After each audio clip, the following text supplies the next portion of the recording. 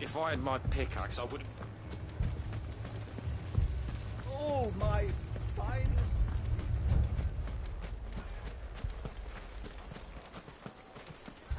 Anything I can interest you in?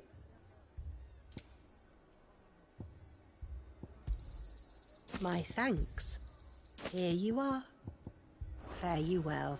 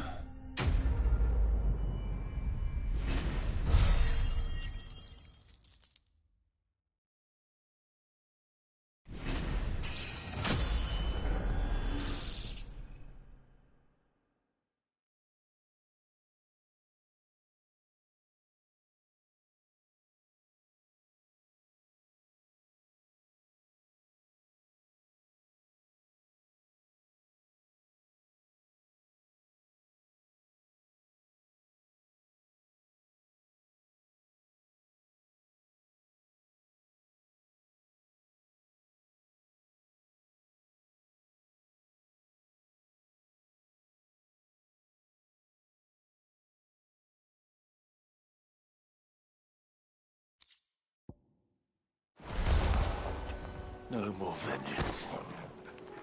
No more war.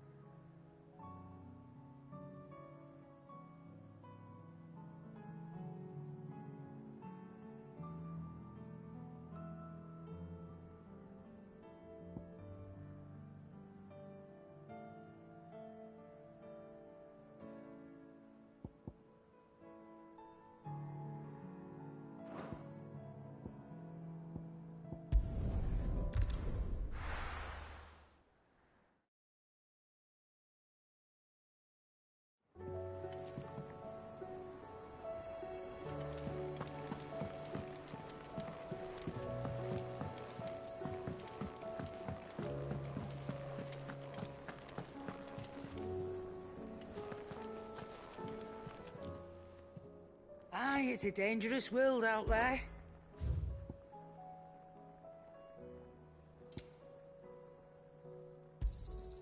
It'd better all be here. You're rubbing me blind, you know.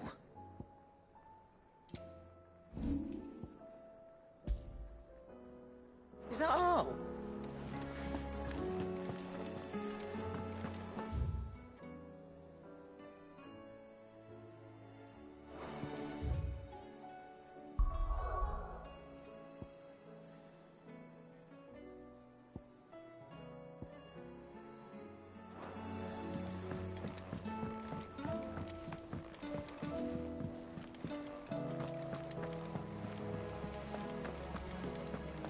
Did you see that? Tell me you saw that.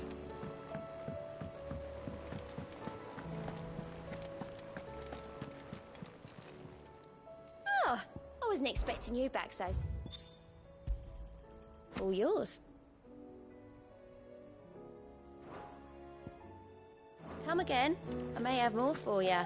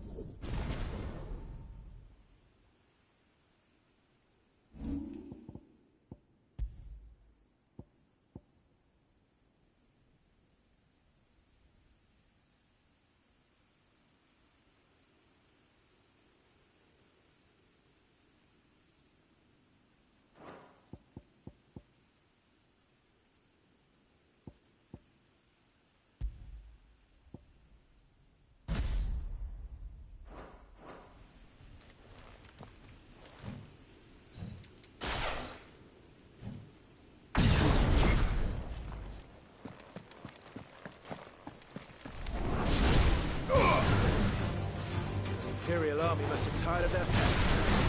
But if they won't feed them...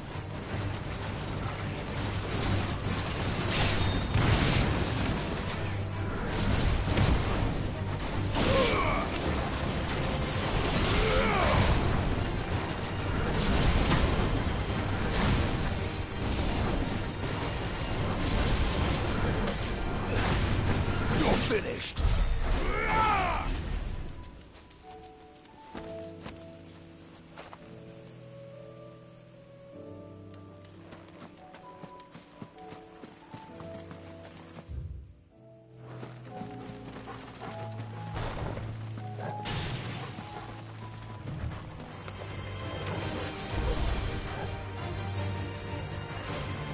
Waken winds!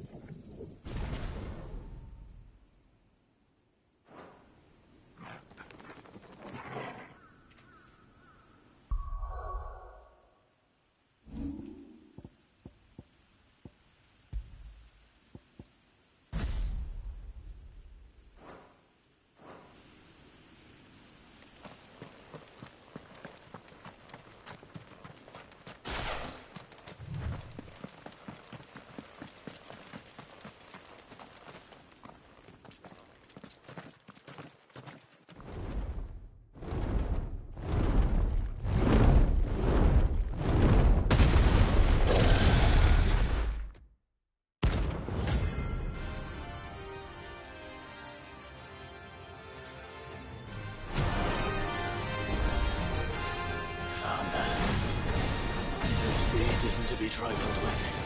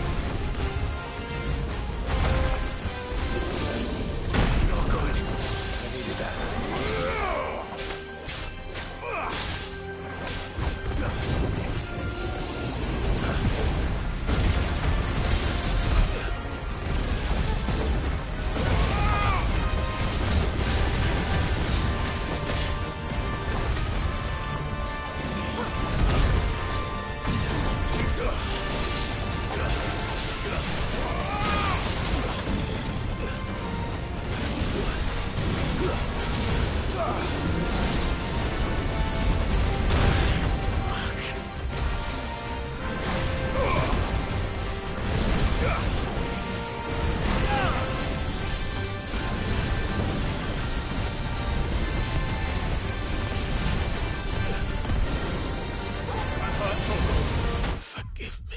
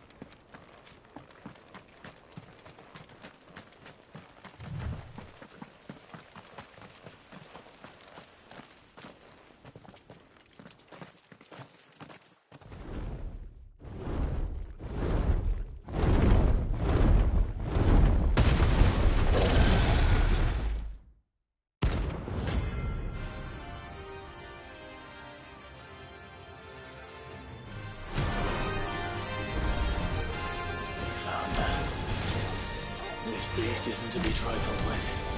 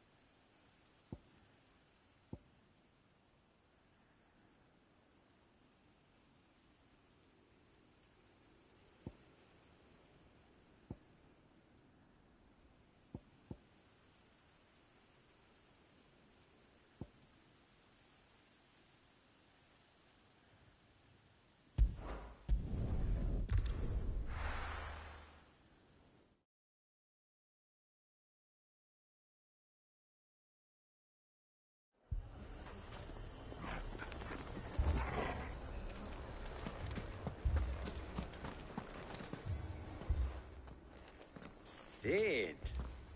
Your new companion appears much more formidable than your uncle. Should I be worried? You haven't been introduced. Jill, Clive has told me much about you. All lies, I'm sure. Your Stolas said that Dalamil has a bandit problem. Indeed. Although, you're a little late.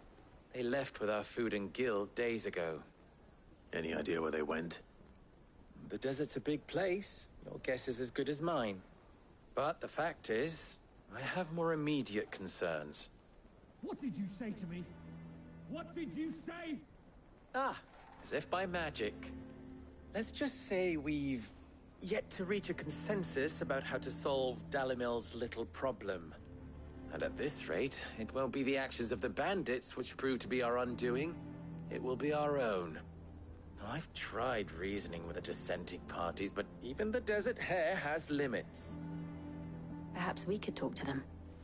What makes you think they'll listen to us? What makes you think they won't? She makes a fair point, Sid.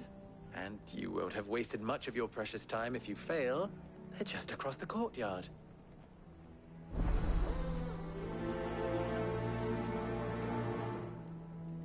Suppose we just follow the shouting.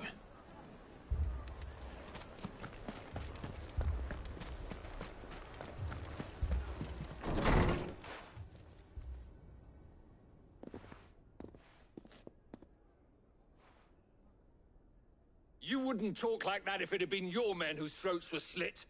Blood for blood, it's the only way. We hire mercenaries and have them mount the bandits' heads on our walls as a lesson to the rest. And what happens when those mercenaries are slaughtered like your men? Are you going to hire more? We're better off using that coin to buy food and supplies. If we hire mercenaries, the only thing we're buying is the bandits' ire. And you cannot fill empty bellies with that. Do you hear me? But what happens when they come back? Maybe it'll be your throat that's slit. That's enough. Both of you. Any more of this and I'll throw you out myself. Come back when you're ready to talk like adults.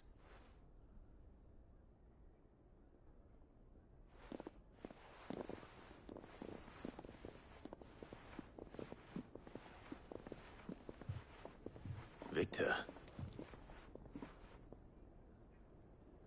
What's he doing here? Sid. And Lady Jill. What brings you here? I was about to ask you the same thing. Costness is in chaos, and the markets have all but ceased to operate. The Briar's Kiss here in Dalamil is the only place I can reliably obtain supplies. I was here to do just that when Master Lubor told me of his troubles. He thought I might be able to talk some sense into these fools. But if you're here, I suppose his patience must be waning. Who are those people? Those were the thorns in Lubor's side. And the reason this place might be headed the same way as Costness. It's these accursed skies. The darkness is enough to drive a man to madness. Or an entire city, for that matter. We're still working on the skies. But in the meantime, perhaps we can find a solution to Dalamil's problems. I hope so. For all our sakes.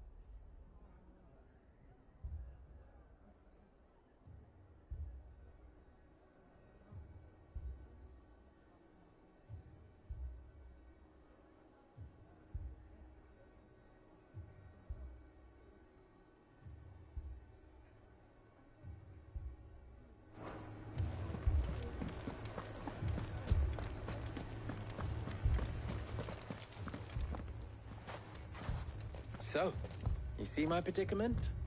What I saw was a room full of people who were angry and afraid. And with good reason by the sound of it.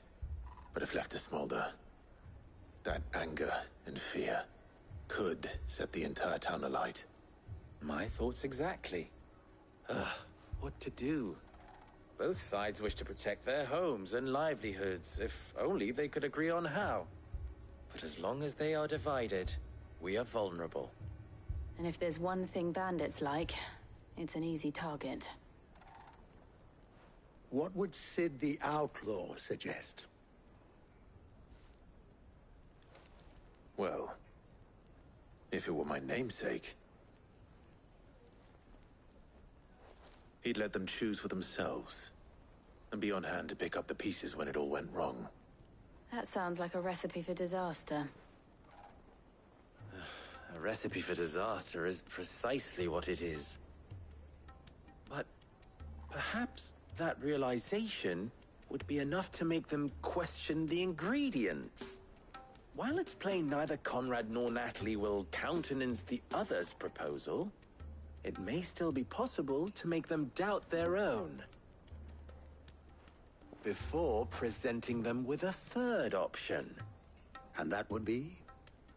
To pool our resources and save the city ourselves. Why fight each other? When all that fear and anger can be directed at the bandits. It appears we have a plan of action. Victor, pay Conrad a visit. See if you can't convince him of his folly. I'll speak with Natalie. As you wish. Your faces are not well known in this town. That may prove useful. Don't worry, Victor and I will do most of the talking. You need only play along. Play along? What he means to say is yes.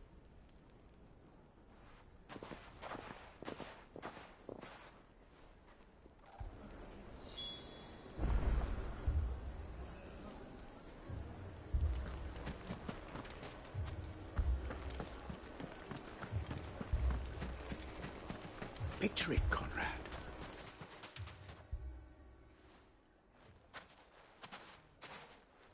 Ah, here she is. The Lady of the Spear herself. Conrad, may I introduce you to Jane, commander of the Red Wings, the oldest mercenary guild in the Free Cities. A pleasure, my lady. The pleasure is all mine. As I told you, I summoned the commander here from Canver to inquire about a contract. Victor says you told him no. That there aren't any men left to hire. Is that true? True as the crystals cracked. Nobles came and claimed every last one worth his salt. And not just from us Red Wings. You know of the 7 high houses. There must be 2 swords assigned each one. Granted, we have a few boys left. If it's boys you're looking for. Well, Conrad, are you saying that Dalamil's finest cannot defend this town better than a gaggle of unblooded striplings? That a band of beardless youths could better avenge the deaths of your brave men than you yourselves? Absolutely not. We'll show those bastards who they're dealing with.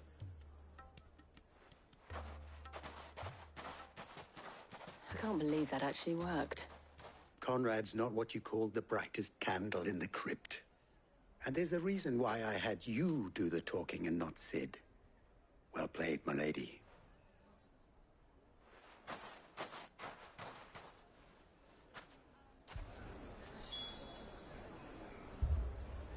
Then let us band together and show these...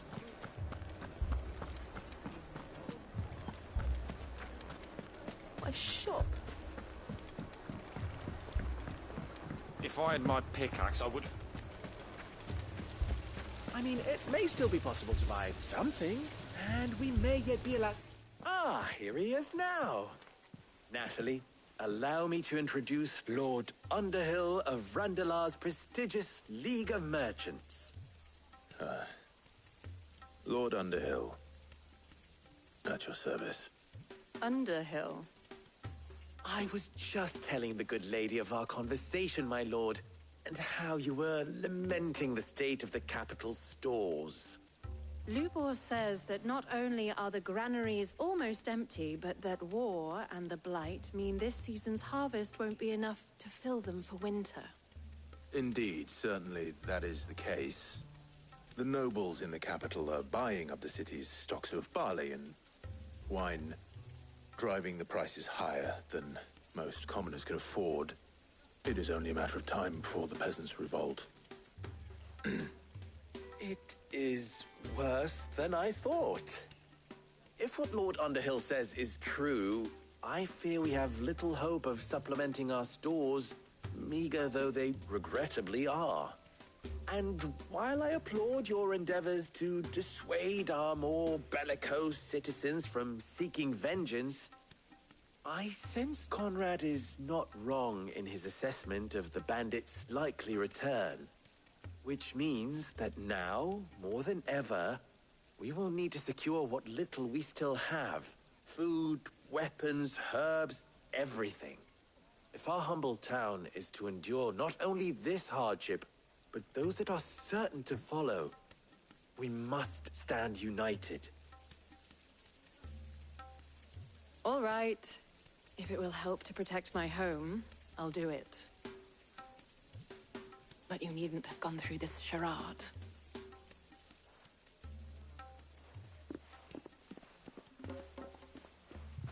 Thank you, Clive. Your performance was nothing if not workmanlike. She saw right through it. I didn't say it was good, merely that it produced the desired effect. Now, my scouts should be returning shortly. Meet me back at the Briar's Kiss, and we shall see what we face.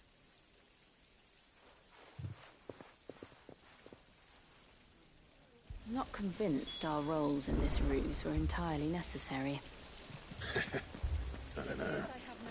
Conrad seemed quite taken with you. Mummy, I'm scared. Oh, I'm ruined. Good news, Sid. Both Conrad and Natalie have somewhat gracefully accepted their new roles. With time, they may even learn to. Time no longer appears to be the luxury it was before lunch. I take it your scouts found the bandits. Technically, it would be the bandits who found my scouts.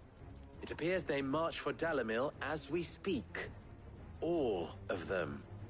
You're not serious. They don't just want food, they want the whole damn town.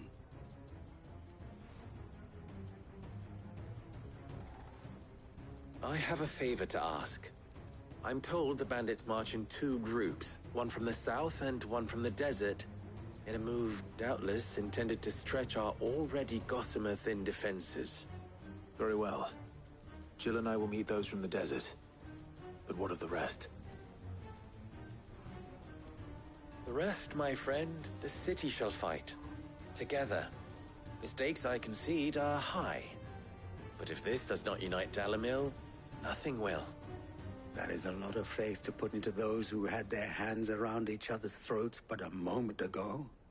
Then it will be for us to see that their hands are kept occupied. And I do mean us. I thought you might say that. We'll hold them off for as long as we can. And we will do the same.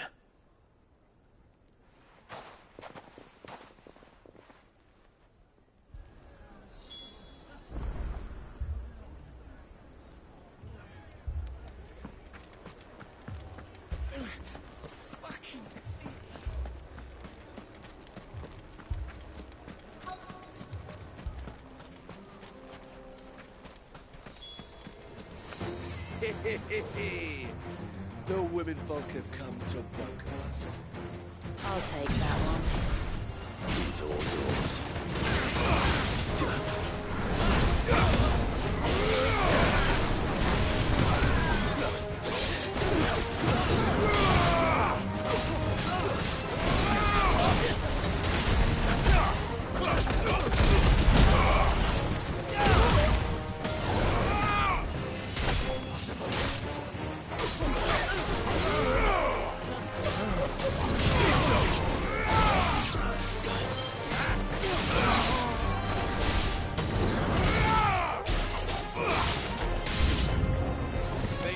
overwhelm us.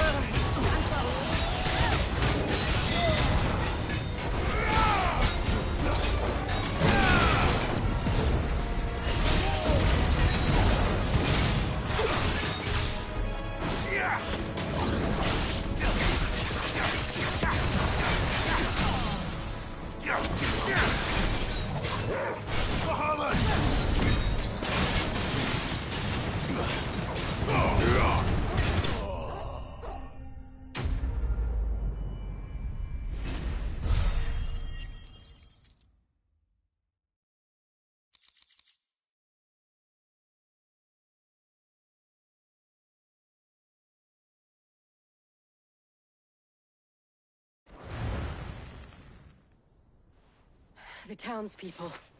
Could they have held out? I don't hear any fighting. What do you think? That we should hurry.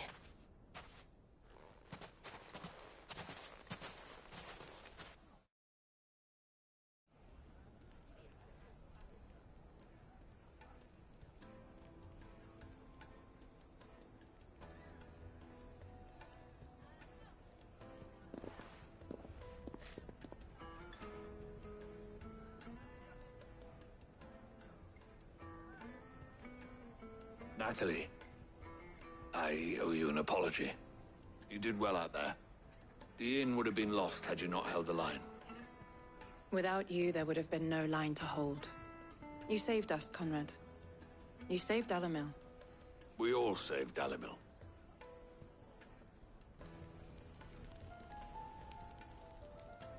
Conrad seems to have had a change of heart. I'd say they both have. I take it from your presence that our visitors from the desert won't be joining us either. Pity. The plan worked, Sid. Granted, it only took an army of bloodthirsty bandits at our gate. Calm now, Victor. Why quibble over the details?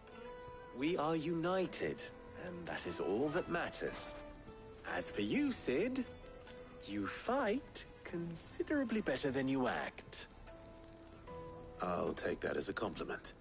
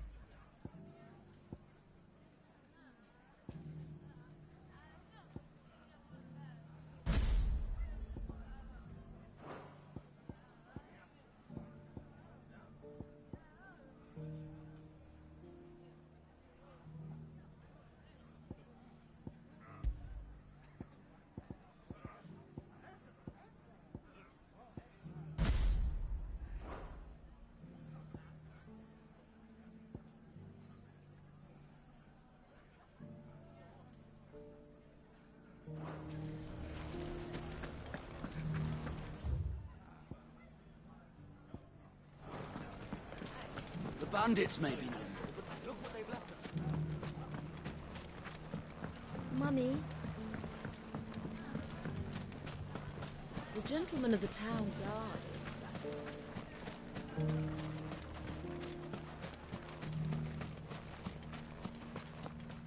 Are you looking for something in particular?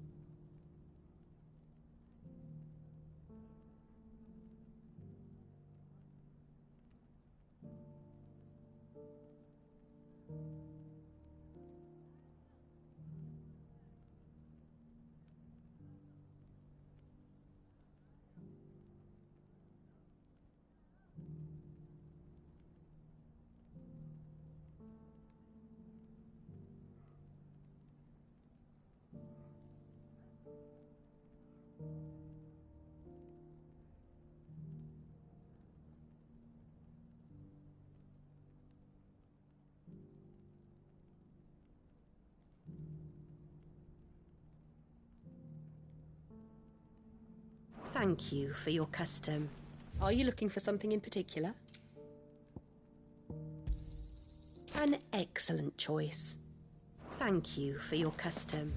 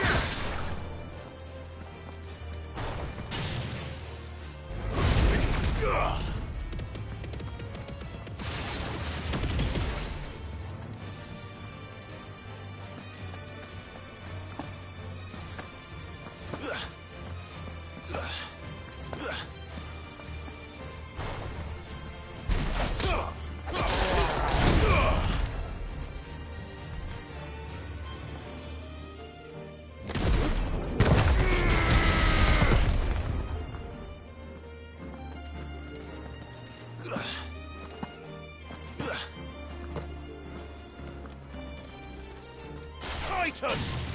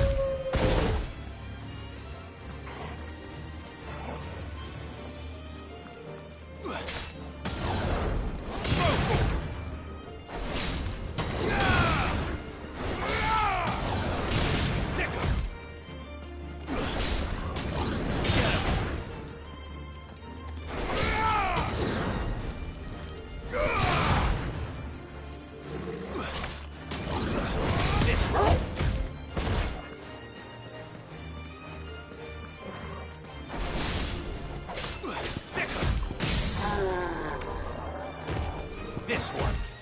Get him. Sick him. Go, Torgal. Get him. Over here. Now, Torgal. All yours, Torgal. Now, Torgal. All yours, Torgal. This one. Now, Torgal.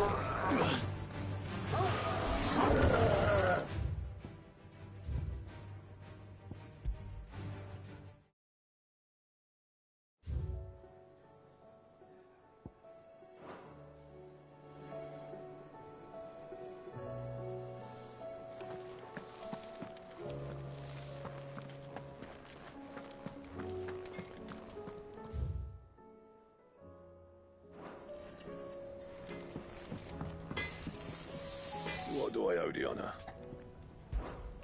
What do you want?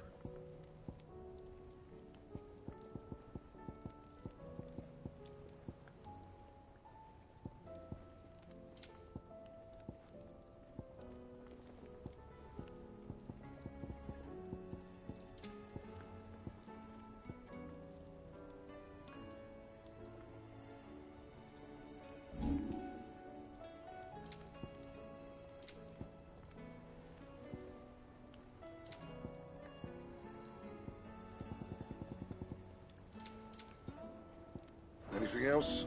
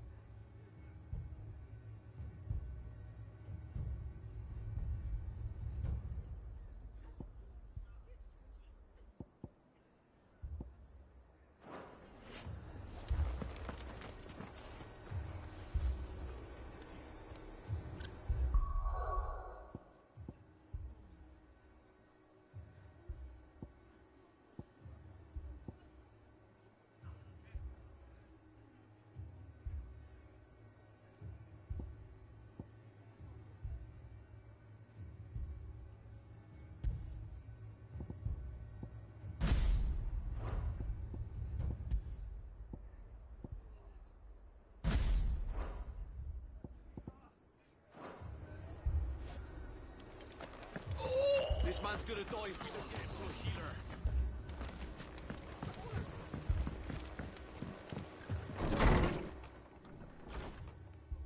Martha, it's good to see you. And you, Clive. Jill? Otto said you'd been attacked by a Kashik. What exactly happened here? Those skies are what happened. Not long after they fell dark, we had our first visit. There were hundreds of them. Tried to storm the hill. Only a handful made it up here, but that was more than enough.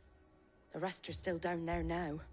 And while we have a few willing fighters holding them back, they're sorely outnumbered. What do you think, Clive? That we join the fight? I thought you'd never offer. Now, where I need you is the Fallen Gate. That's where the fighting is fiercest. Let the men know you've come to help.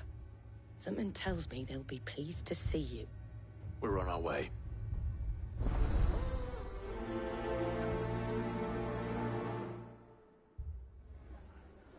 Do you think there are as many as Martha says?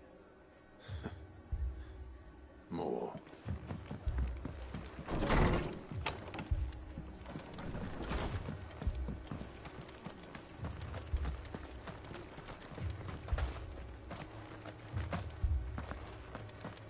You don't think they've abandoned us, do you?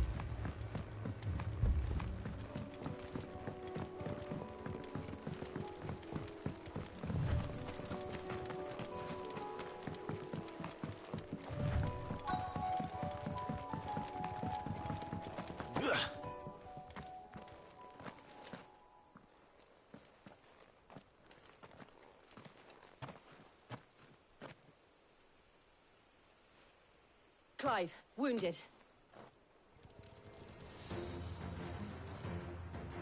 We deal with the Akashic first.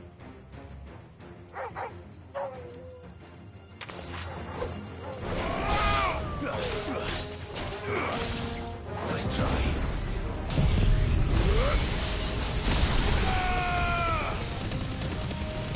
Enough! Enough! Farewell!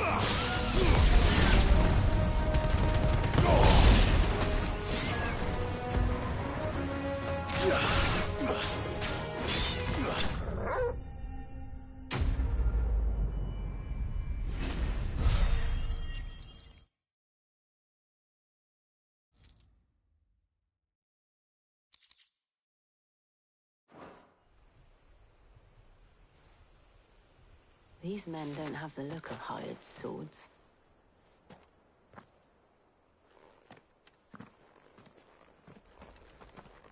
If you've come to rob this place...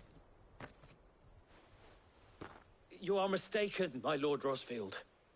We're here by Madame Martha's leave. How do you know my name? Forgive me, my lord. There wasn't time for introductions. We're with the Guardians of the Flame. Wade's men? But how did you come to be here? Where is your commander? Sir Wade left earlier with a scouting party to find out where the Akashic were coming from. Did he? Take your wounded back to the inn. Martha will see you're looked after. We'll join you anon.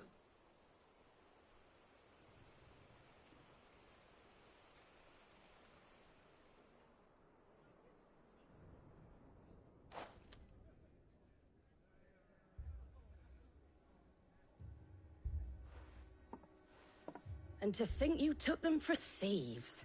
A fine reward for holding off the horde, that is. When did Wade and his men arrive? Not long after Rosalith fell. The Guardians asked me to shelter some of them that had lost their homes. They were making ready to leave just as the skies turned, and we agreed it was best we stuck together. Martha! Trouble! The scouting party's almost at the lift, but they got a pack of Akashic snapping at their heels! And they got wounded with them! They're not gonna make it! Damn it all. We'll worry about them, Martha. You look after everyone here. If any can still fight, send them to the lift. I will. You two be safe now.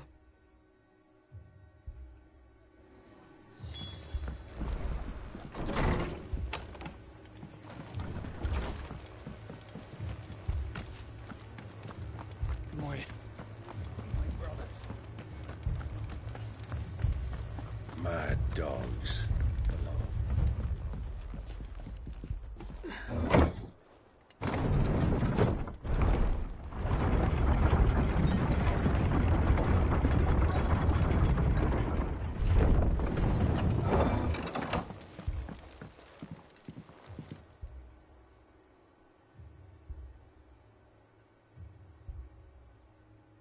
Squire, I need you to get those who can still walk up the lift to Martha's. But what about... I didn't ask, Oscar. Sir. Sir Wade. Lord Rosfield. If you aren't a sight for sore eyes. Martha seemed to think you might need some help. And by the looks of it... We thought we could sneak by them. But we didn't know there would be so many. How could we have? Behind you!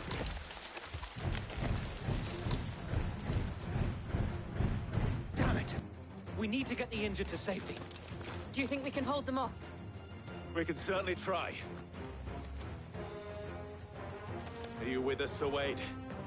Always. Then let's do our duty.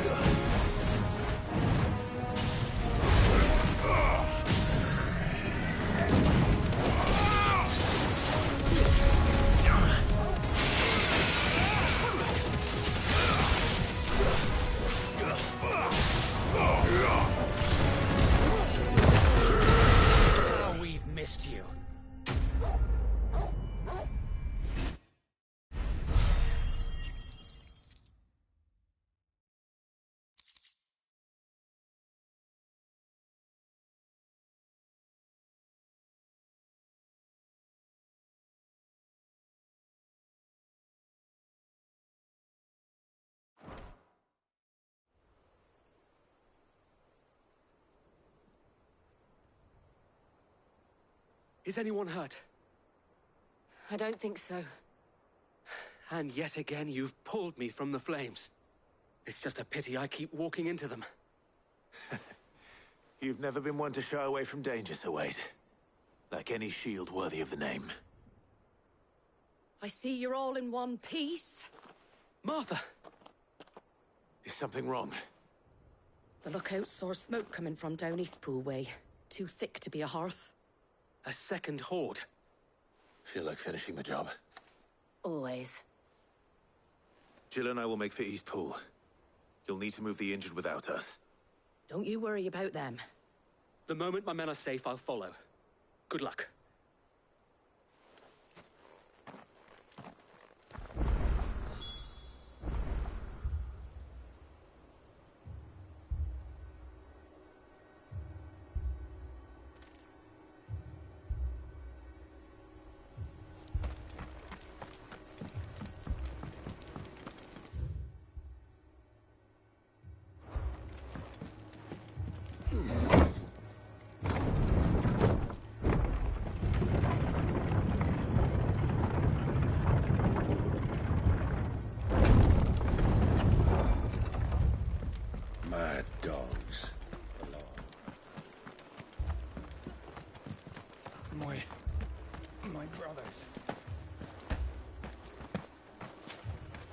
This man's gonna die if we don't get him to a healer.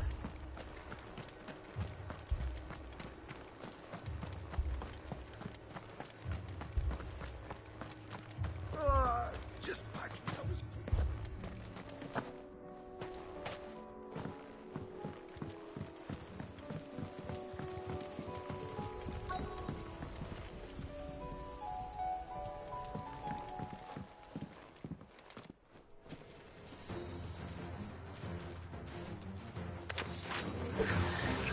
They're headed for the rest. We have to slow them down. Martha and the others won't be ready.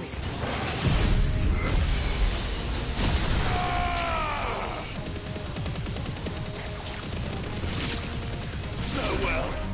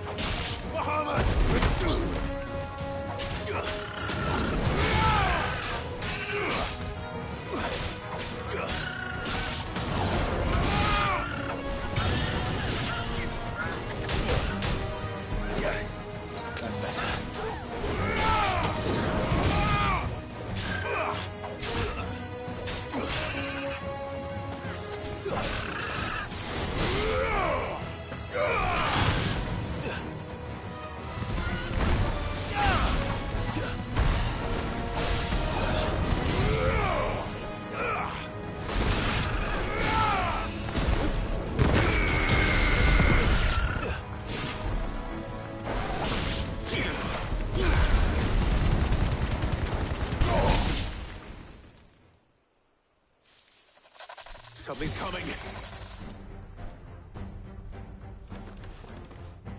Apologies, my lord. Did I miss anything? Only the first round, so wait. Shall we?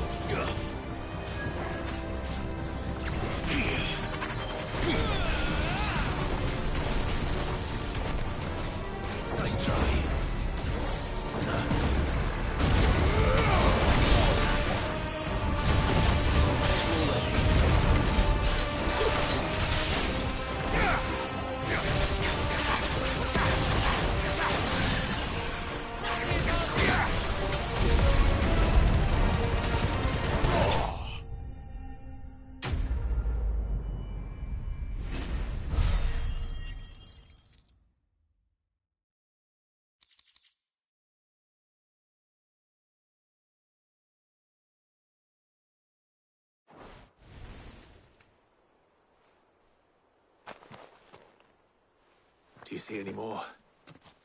No. I think that was the last of them. But it won't be long before the next lot arrive. Then we make for Martha's while we can.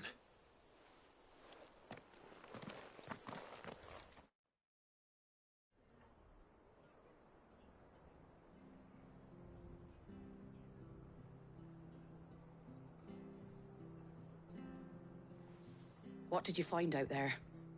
The same as Sir Wade. Scores of Akashic. Well, wherever they came from, they're gone now. Our lookouts say the lowlands are clear. Hopefully we'll have enough time to lick our wounds. How many of your men were injured? A damn sight less than if you hadn't turned up. Thank you. It was a hard-fought victory. But as long as the skies remain dark, I fear the Akashic's numbers are only going to rise. It's not a matter of if the Horde will be back, but when. And whether that's sooner or later, we'll need to be ready. The inn here affords a good view of the land, and is easily defendable. I'd like to make this one of our outposts. What do you say, Martha? You'd have more men to guard the rest. Well, when you put it like that, of course they can stay.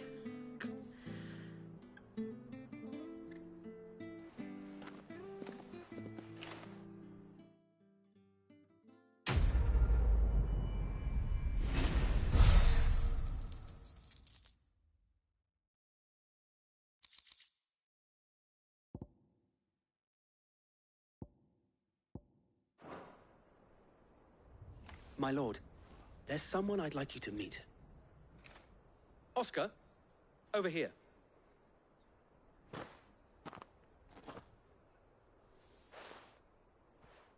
It is an honor to make your acquaintance, Lord Rossfield. I am Oscar. Oscar of House Murdoch. Murdoch? I wasn't aware the Lord Commander had children. Oh, he didn't. But his brother, my father, did. I am Sir Rodney's nephew. Well, go on, then. It's not for me to ask him. Yes, Sir Wade.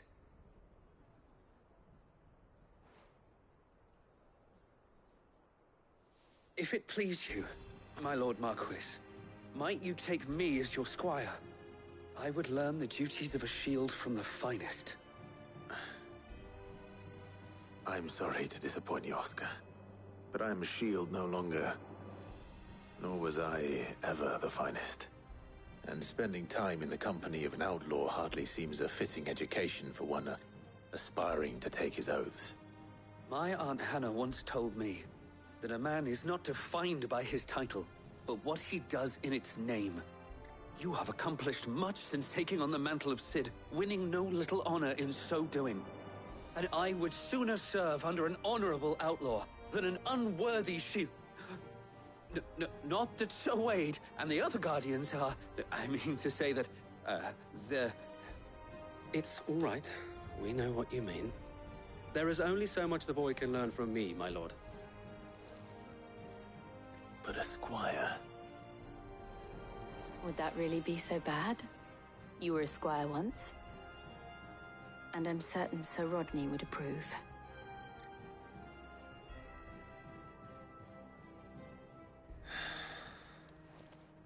Know that I'll show you as much leniency as your uncle showed me. I would not have it any other way.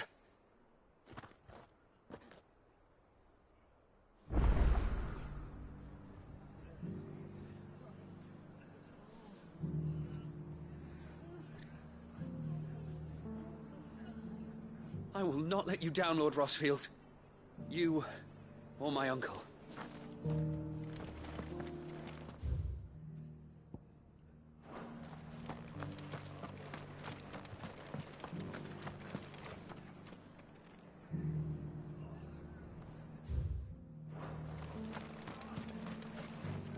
How do?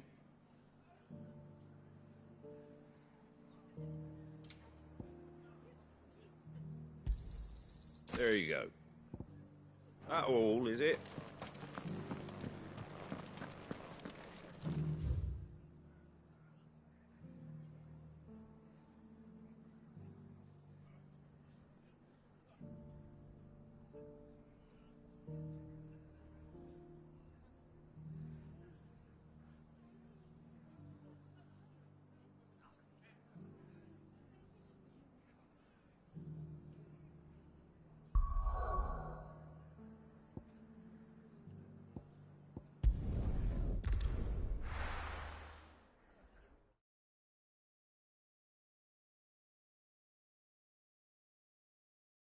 First we find Isabel.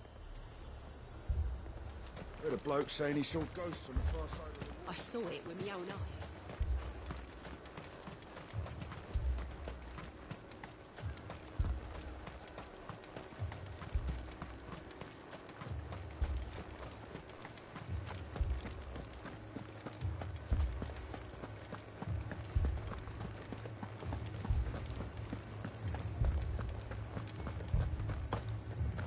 I can't do it.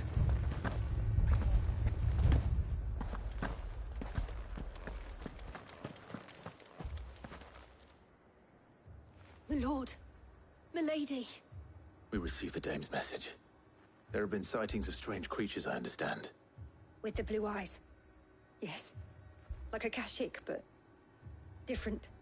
They've taken so many. I've lost count. Akashic, but different. Ultimus thralls. And what of your mistress? Is she here? Oh, no. She went to the garrison to ask what they were planning on doing about all this. Then we'll look for her there.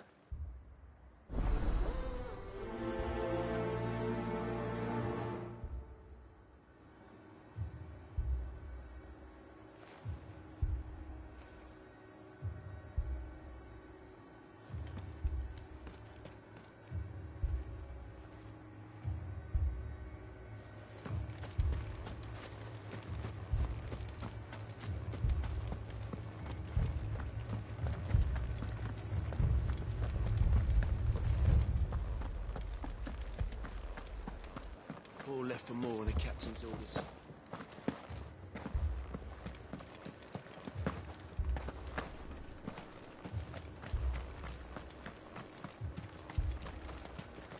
Madame, please! Half the garrison's been slaughtered by those things. We lost the captain this very morning. We've tried requesting reinforcements, but there's been no word from the capital or the Dominion in days! What more would you have us do? I would have you do your duty. Those at the Vale look to me for protection. And protect them I shall. Because they are my charges, and that is my duty.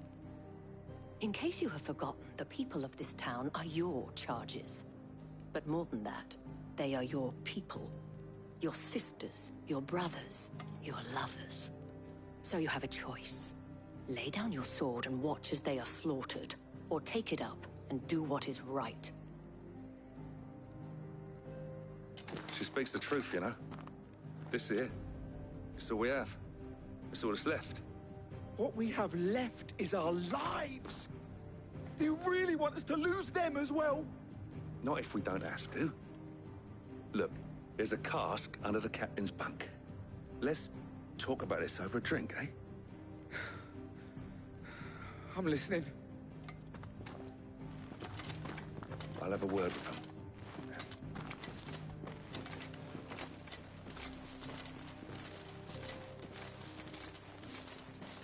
Ah, Clive. I didn't expect help to arrive so quickly. And sought to take matters into my own hands. It was a noble effort, but I thought you might still need some support. How like you to consider my needs. What we need to consider is where the creatures came from. The way the survivors speak of them, one would think they appeared out of thin air. And perhaps they did. It's hard to know what to believe these days. We'll talk to the survivors.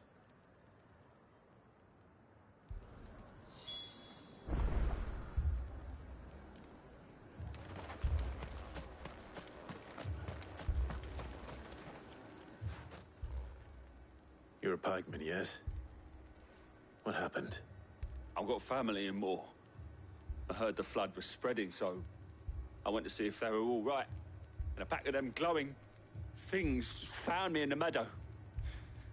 I ran for my life. I never did get to the village. Leave that to us. My family. They're still in the capital. It's all right. Give me more. Did you see the creatures that attacked you? Creatures? Yeah, they came out of nowhere. They went for Joseph first, then me, and then they were just gone. Do you remember where you were? On the road from Oriflamme. We just passed Moor when... Where's my Joseph? It's all right. Just rest now. At least we have an idea of where the thralls might be now. We should head for more.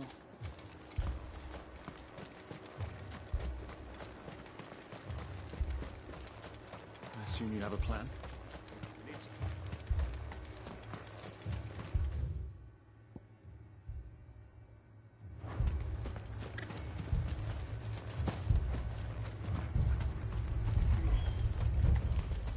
It was all they could do to escape.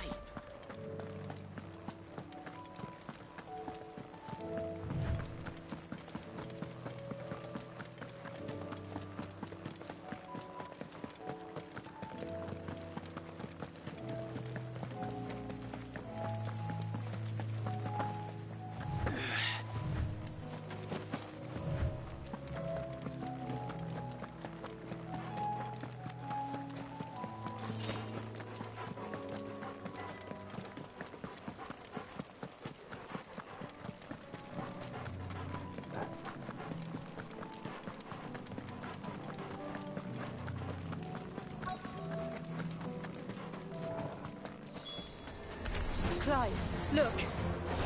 I see them. With me!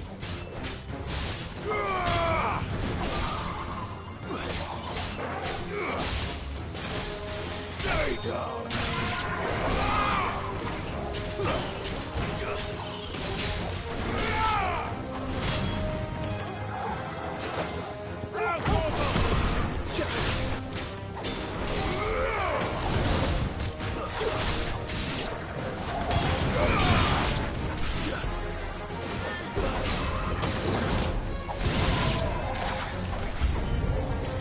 crime.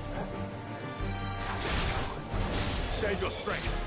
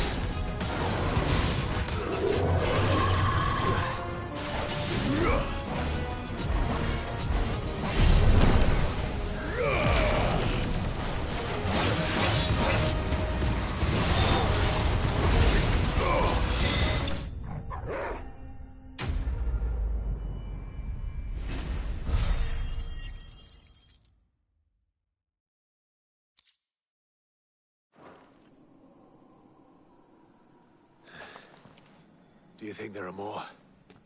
There are always more. But I'd say we've done what we can for the time being. Then we should let Isabel know.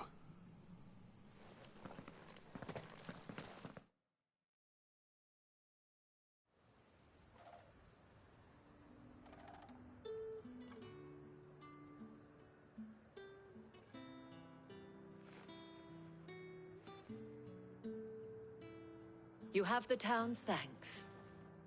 Don't thank us yet. There will be more. Many more. And you'll need to be ready for them. Oh, we shall. Isn't that right, Captain? Yes, milady. The garrison will be ready. Philippe here has convinced most of the men to remain at their posts. For now, at least. Hearing that the Dame would look kindly on any man who committed himself to the task certainly didn't hurt. It's not the most selfless of motives, I'll admit. But whatever it takes, eh? Now me, I never needed convincing. I became a soldier to protect the people I love. And the people I love include the ones standing before me. Handsome and chivalrous. Now, if you don't mind, I have sentries to post. Milady.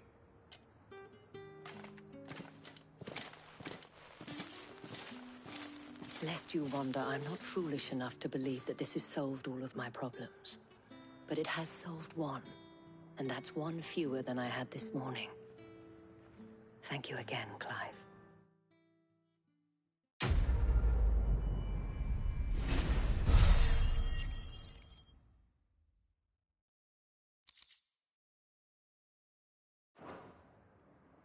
Our friends seem to have things under control.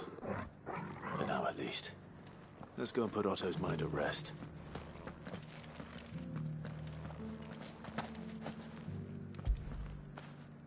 Get it, boy!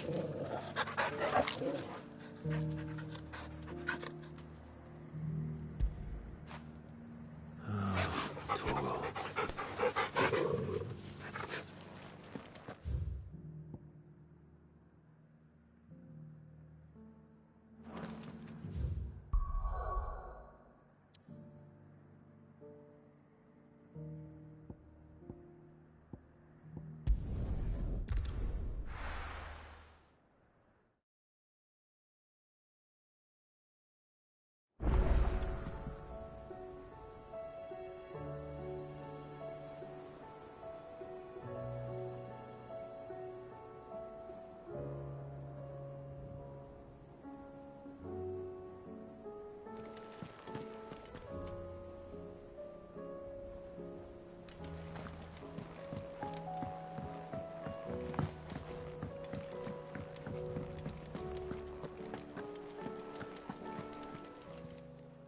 Still alive, are ya? If you're gonna buy something, be quick about it. It'd better all be here. Is that all?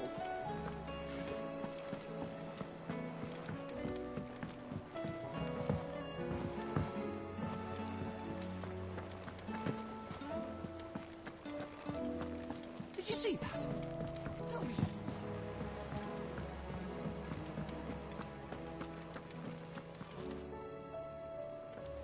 that. Was wondering when you turn up.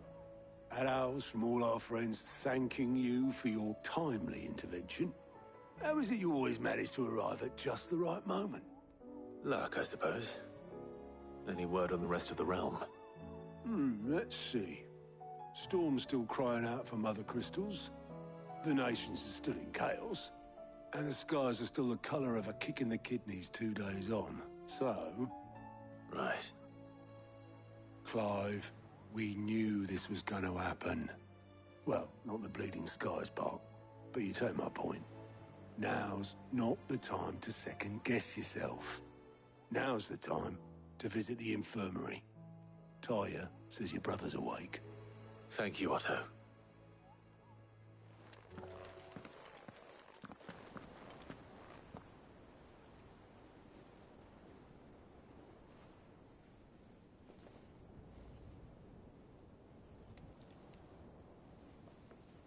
So it was not Sylvester, but Olivier who served as Ultima's puppet. And when Dion learned of this, he sought to slay the fiend.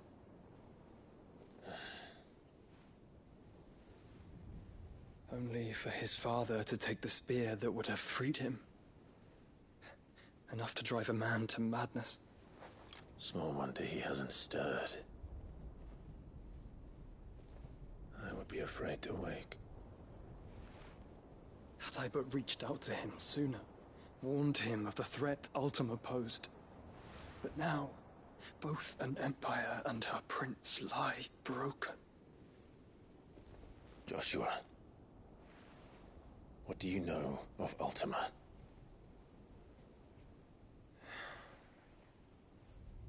Very little, I'm afraid. Despite my best efforts. 18 years ago, as I lay buried beneath the rubble of Phoenix Gate, 'twas not death who came for me, but another. And it was while in my rescuer's care, I first heard of Ultima. I've been chasing his shadow ever since. Ultima is driven by some deep, dark purpose, and for whatever reason, it would seem you are crucial to his designs. He will stop at nothing to have you, even if that means toppling an empire. But why me? What possible use could I be to such a creature? That is one of many answers that have eluded me. Yet, I am certain of this. It is not mere chance. You were chosen for a reason. All dominants carry within them the might of an icon. Nigh limitless power that is at once acutely limited. I wield fire, and only fire. And I only ice. 8 wardens for 8 elements. But you, Clive. You are different. You're special. Your abilities begin with the flames of Ifrit. But they do not end there. The fact Ifrit can even exist goes against everything we thought we knew of dominance. Perhaps Ultima has been waiting for one such as you, whose potential is truly limitless. I've encountered that thing several times now. If it or he, as you say, needs me, why hasn't he claimed me as he did the boy? Were I to hazard a guess, I'd say the two of you are somehow incompatible. His mind not properly attuned to your body. His mind? Mind, awareness, spirit, call it what you wish. But I believe Ultima to be an embodiment of the concept. Is why I struggle and fail to contain him here inside me. I'm sorry. Inside you? With every setting sun, I feel my strength wane. And though the Phoenix's flames mend the prison I have made for Ultima, they do so at a cost. We must find a means to bring an end to him before I meet my own. What were you thinking? It was that or let him take Clive. And I've always had a soft spot for my brother.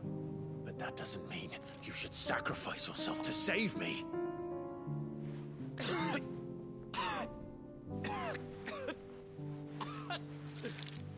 Joshua. Clive, it's Gav. There's an army of Akashic at the gates of Canver.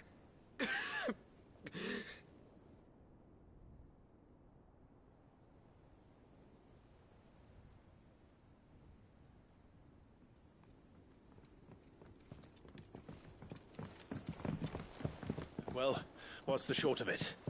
I thought Tyre told you. The capital of the Free Cities is under siege by an army of monstrosities. The city guard are doing their best to stem the tide, but numbers ain't on their side. What of Lord Byron and Mid? Were they able to escape? No, but they're all right for now. They're hiding with Gav at midship. We have to get them out of there. And we shall. Otto, prepare a Stolas. Tell Gav to stay exactly where he is. Understood. Vivian, what's the swiftest route to the Free Cities? That sounds like a question for the map. Look here. This road, through Tabor, should provide the least trouble. Good. What a coincidence. Tabor is exactly where I'm bound. Joshua, bed is where you should be bound. You don't think I told him the exact same thing? Were Tyre not such a talented healer, I would surely have been inclined to agree. But, thanks to her ministrations, I feel I may safely rejoin my attendant, who was to wait for me in Tabor if we became separated. All right, we travel together. Clive! If he stays close to me, he'll be fine. Thank you, brother. I'll look after him.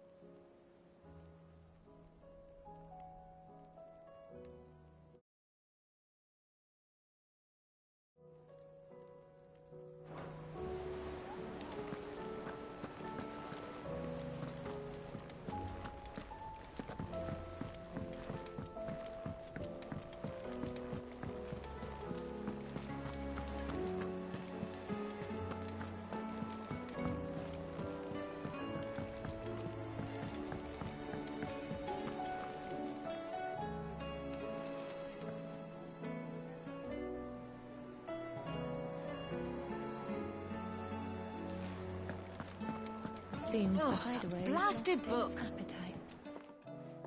Here, you put me in this situation, Clive. You can bloody well get me out of it. I need a hand with a recipe. Are you sure it's me you're looking for? I'm not much of a cook. I'm all the cook will be needing, thank you very much. What I want from you is a little of your time, right? Oh, and perhaps your sword. You remember Ivan's stew, right? Well, despite the look of the thing, and that awful stench, people wolf it down. So I thought I'd try making one of these supposed masterpieces myself. Had a peek at the book and gave it a go, but, well... It wasn't as straightforward as you'd hoped. Ivan had the same problem. Yeah, but this is my blimmin' kitchen, and I will not be outdone. So if you don't want to be seen as playing favourites, I suggest you lend me a hand.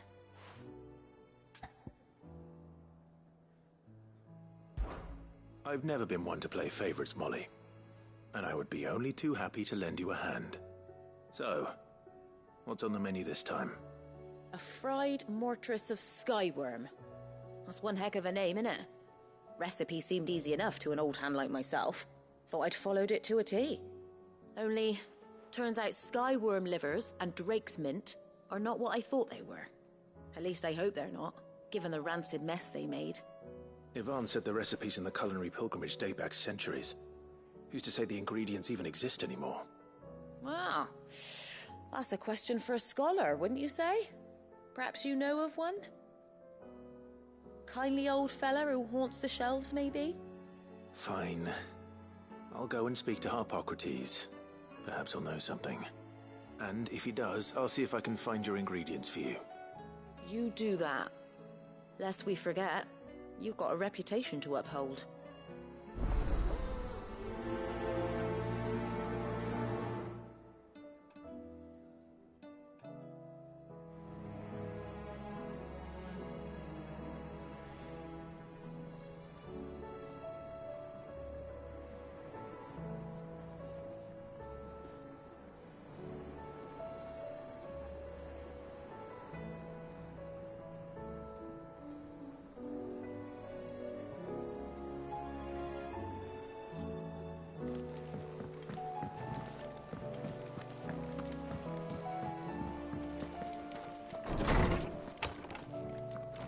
Is a storm coming, Sid? Will there be... Sid, perhaps you can help me solve a mystery. I can certainly try. Who's gone missing this time? It's not who, but what. Mid's scales, the ones she made for her workshop. I borrowed them to teach the little ones about weight, and shortly after the lesson, well, they vanished. My first thought was that they'd taken them off somewhere to play, but when I asked, they swore they had nothing to do with their having disappeared. Which almost certainly means they had everything to do with it. Perhaps a visit from Sid will jog their memories. I think it just might. Thank you. I don't like to imagine that my pupils would lie to me. But if they have, I'll have no choice but to discipline them accordingly. They were in the atrium when I last saw them. As always.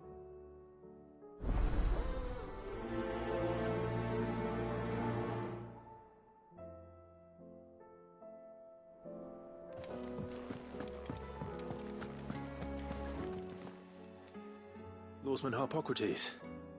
I've come to pick your brain if you don't mind. It's about the book you lent Ivan. Ah, Valisthea, A Culinary Pilgrimage, a classic. One of my favorites, in fact. The young man did a wonderful job with the Chance's stew. I do hope we shall be able to sample more such marvels in due course. That's actually why I'm here. I don't suppose you know where I might find skyworm livers and drake's mint. Ah, so the fabled Sandbrequois delicacy is next on the menu. Delightful. The descriptions of fried mortress never fail to make my mouth water. Now, skyworm is a somewhat antiquated name for the wyvern, their ground livers being the paste from which the mortress is made. Dragon livers. How very Sandbrequois. One would have thought the disciples of Bahamut would have a touch more reverence for their icon's brethren, but apparently not. I believe the specific dragon the recipe demands is the blueback wyvern, said to be the very color of the sea beside which it resides. So we know where to look for our liver. But what about the drake's mint? Saint's bonnet in contemporary parlance, a herb which grows along the North Reach coast. I gather that one can locate the cheerful yellow flowers by their heady scent alone, so I'm sure you'll have no trouble finding them. I may add that people once believed game was best served with the flora that sustained it in life, in which regard fried mortress of skyworm is undoubtedly a typical dish of the time. Meaning that if I find one, I find the other. To Northreach, then. Best of luck, Clive. And do save me a bite once the dish is complete.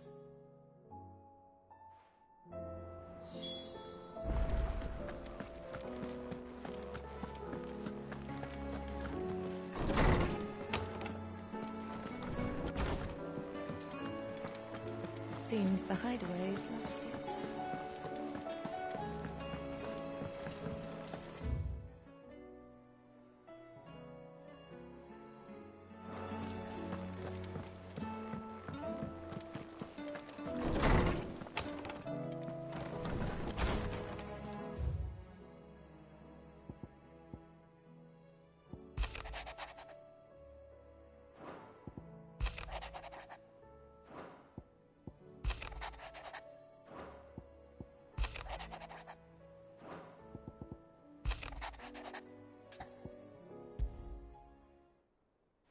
Rutherford. Wasn't that the name of my uncle's manservant? Why would he be at Martha's Rest?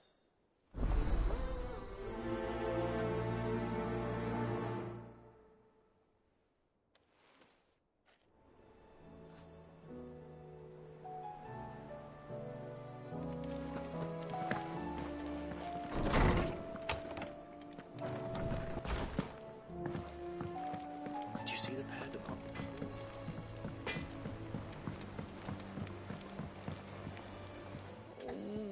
What am I gonna do? Is everything all right, Goots? You seem more discomposed than usual. Oh, I don't know what that means, but I'm in a bit of a muddle. Oh, I think Nan might be in trouble, and she's... It's all right. You can tell me. Oh. There was a trader came by. One of our usuals, like. Said he'd heard some rotten rumours about her down Dallymill Way. Folk are saying she's been selling to bandits and cutthroats and that. I mean, she's fond of a chance to make a coin or two, aye, but she'd never do business with baddies.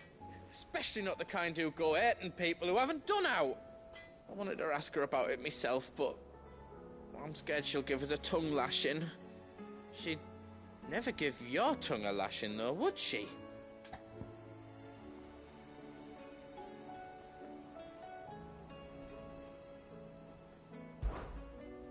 Don't worry. I'll speak to her. Oh, thanks, Clive. You'll let me know what she says, won't you? Of course. I'm sure it's all just a misunderstanding.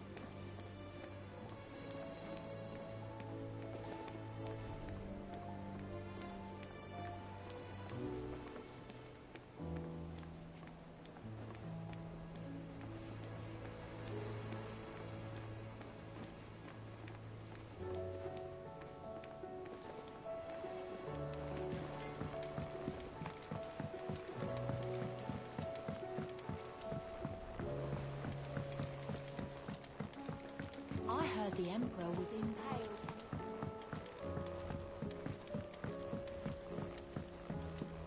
We're all gonna die! You hear me? What do you reckon we should do? I say we...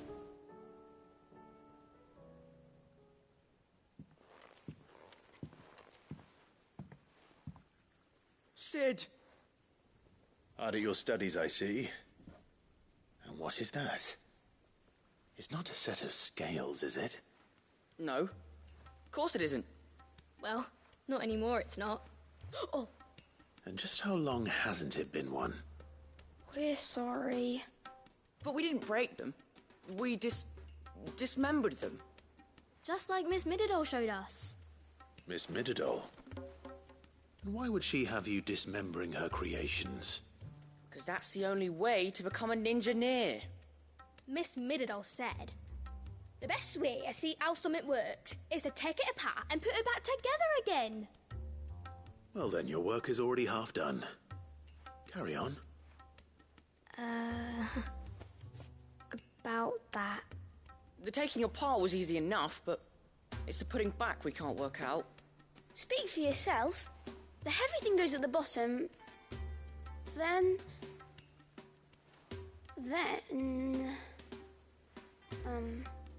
You three need to learn to take responsibility for your actions. So let's have a look at these parts with fresh eyes, shall we?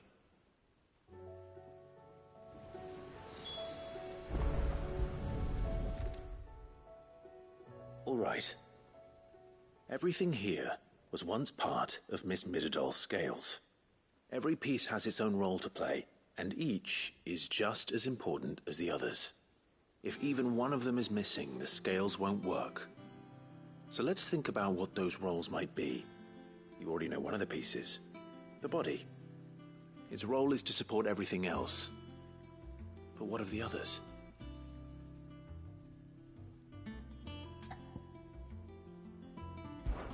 This is called the arm. Why do you suppose that is? It doesn't look much like an arm. You're right. It looks more like a wing. Like a chocobo wing! You've ridden a chocobo before, haven't you, Sid? Will you teach me to ride one day? I'll think about it. Now, what do arms do? Hold things. So wait, maybe this arm holds things too? Good thinking. You're on the right track.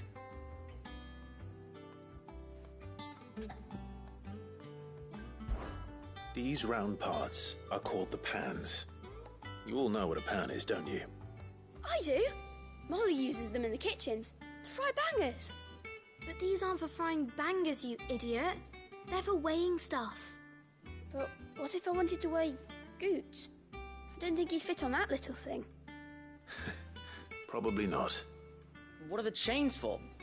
Holding the pans up? Well spotted. Which means something must hold the chains up in turn.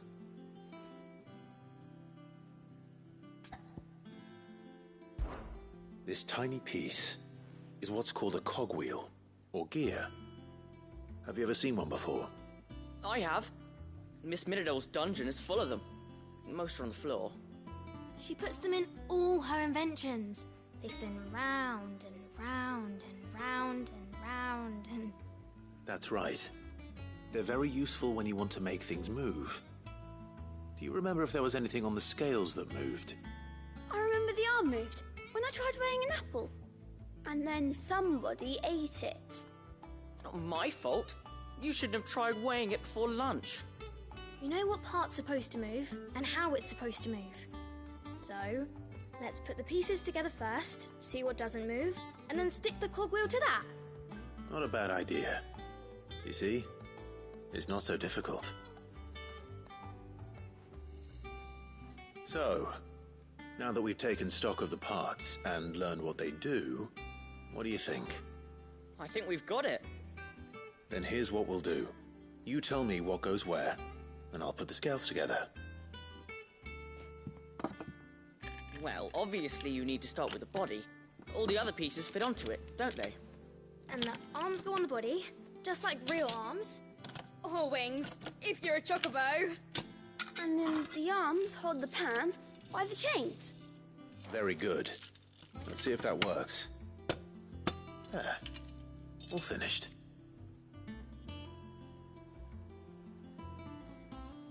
Yes! We did it! Well, with Sid's help. Oh, I just put the pieces together. It was you three engineers who showed me how. That's right. We're Miss Mididol's heirs. Her heirs? Yeah, heirs for the future. She's showing us her secrets now, so we can help out the hideaway when we're older. What do you think, Sid? Are we almost ready? With a little more help from Miss Mididol and Miss Shirley, I'd say it won't be long at all. You hear that? It won't be long. Until then, though, do try to be honest with Miss Shirley.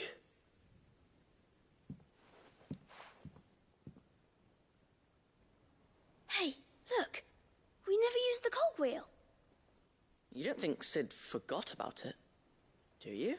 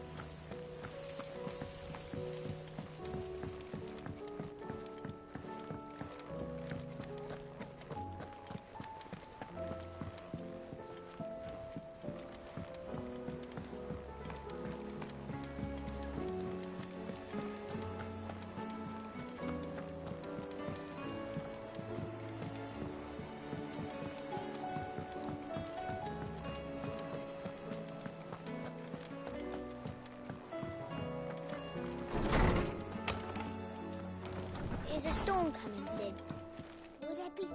Well, did you solve the mystery? It was as you thought. The children had the scales, or the parts of them at least. They dismantled them to see how they worked. Ah, no, Mid will have my head.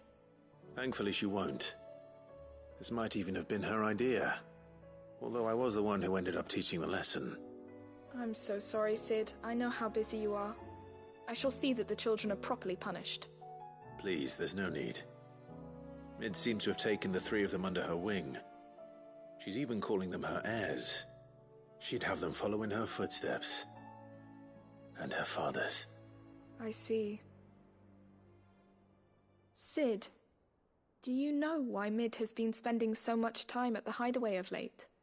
She told me it was because her studies have been interrupted by events in Canva. Is that not true? No, it isn't. The university offered her a commission. In exchange for full tuition, room and board, they asked her to oversee the design of several new war engines. To anyone else it would be an opportunity, but to Mid, who lost both her parents to war, it was a bitter pill. One she was none too keen to swallow. But that should come as no surprise. She's only ever cared about bringing people hope. The very last thing war can be said to do. Which explains her heirs. She's working to give them a better life. And so should I. What's the odd engineering lesson? Ah, you've given them far more than that. And I'm sure they're very grateful.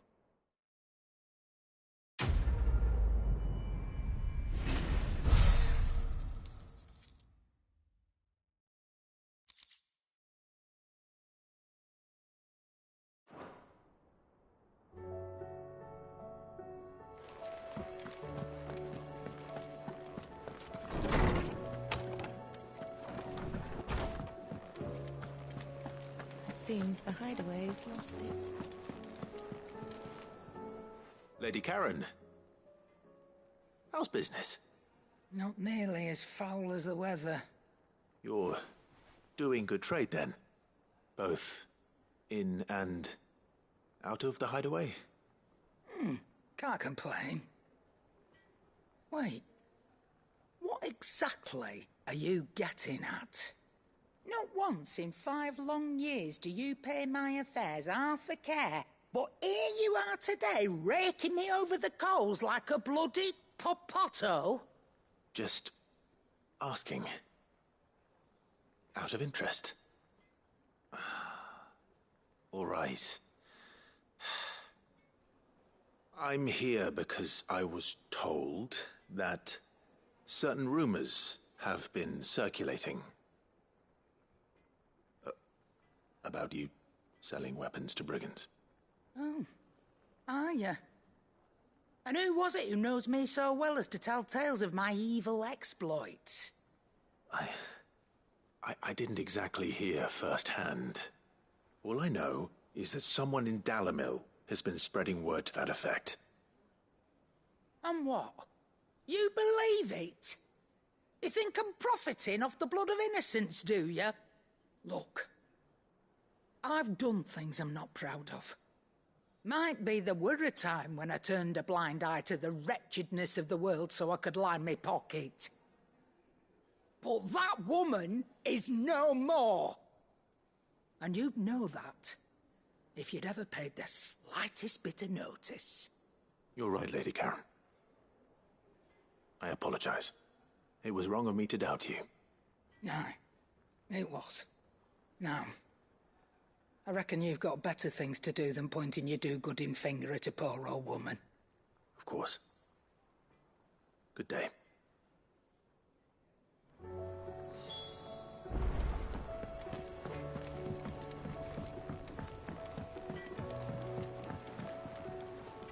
I spoke with Lady Karen.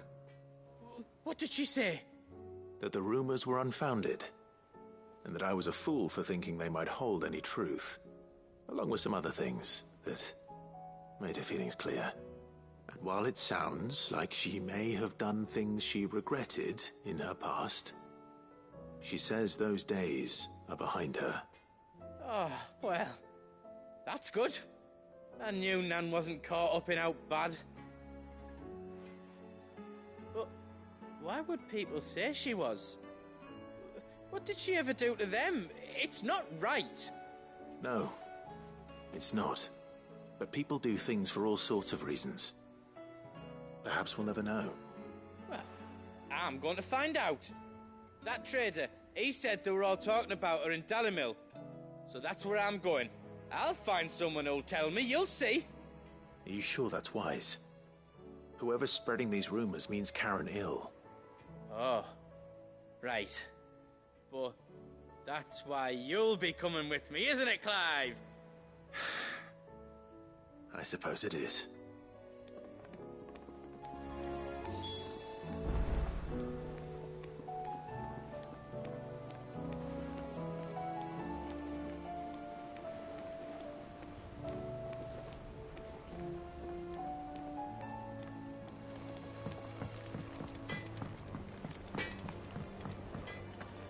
Did you see the pair that got hauled into tires?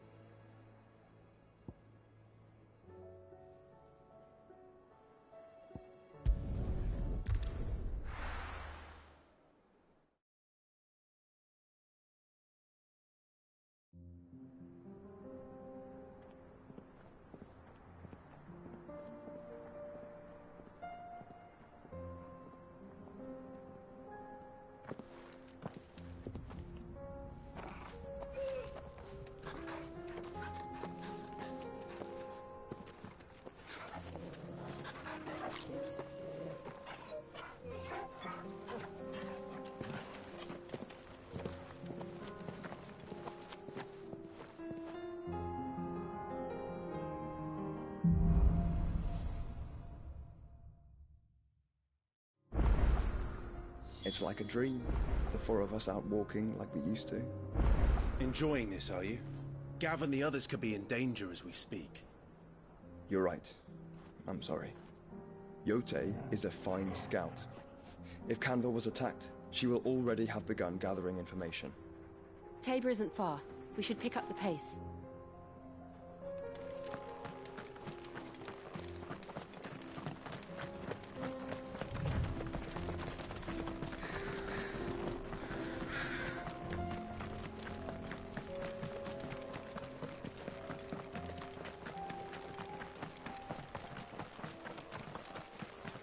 We can use the ruins to cross the ravine.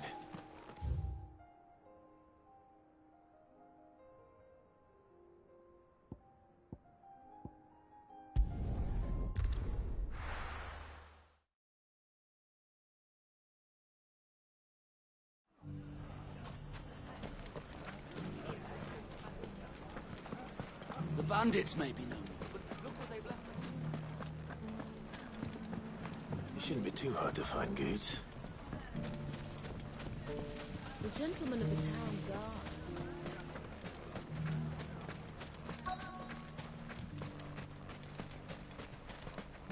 Could be I know something more. Clive, listen! I found someone who says he's heard the rumours about Nan. Go on. Tell him what you told me. All right. It's like I said. A wizened old crone by the name of Karen's been selling steel to whoever will pay her price, be they knight or knave. Says the more swords and spears she puts in people's hands, the more war they'll wage. And the more war being waged, the more call for swords and spears. And who will they all turn to keep them in steel? Why, the good Reaper herself. And you've seen this Reaper at work? Aye, it just so happens I have. You'll find her right here plying her trade most days. Here in Dalimil? Where exactly? She has a stall here in the market, but if you're not the patient type, you can probably find her at her storehouse on the edge of town. But it'd be a bolder man than me that braved that particular nest of vipers. Feeling bold, traveler? I hope so, for your sake. Now, if that's all, I have places to be. Sorry to have kept you.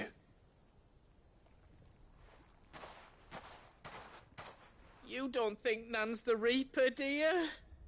Not unless she's discovered the secret of how to be in two places at once.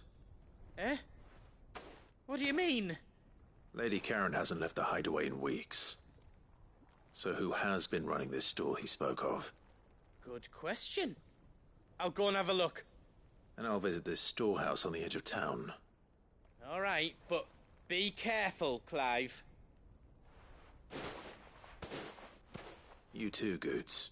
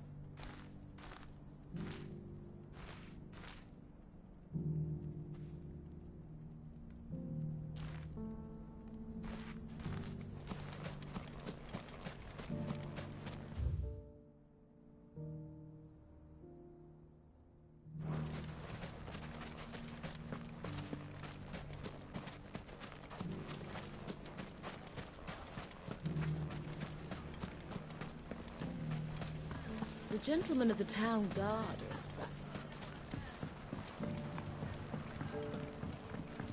What a mess.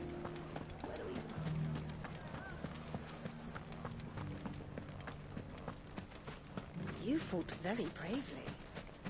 The safety of the town is in our hands now. We must...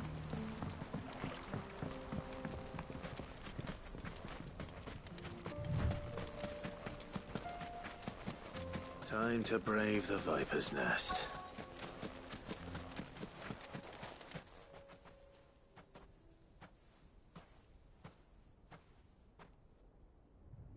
Just you, is it? Thought I might have laid it on a bit thick.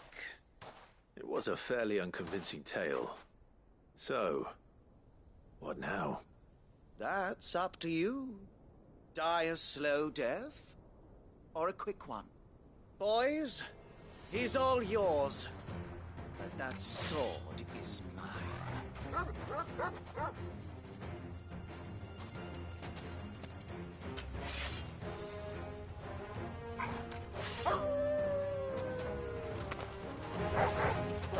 Leave now and We could pretend this didn't happen.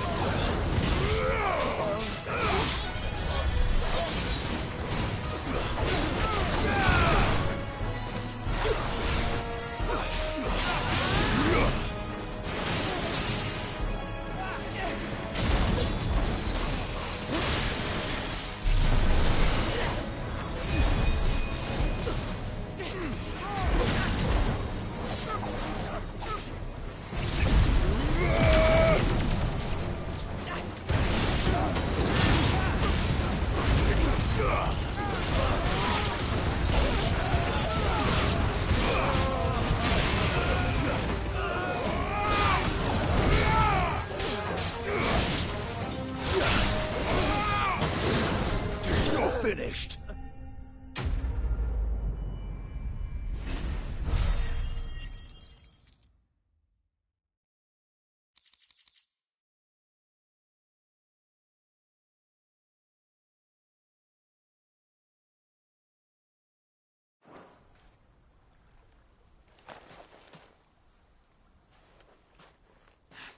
Oh, you've done it now.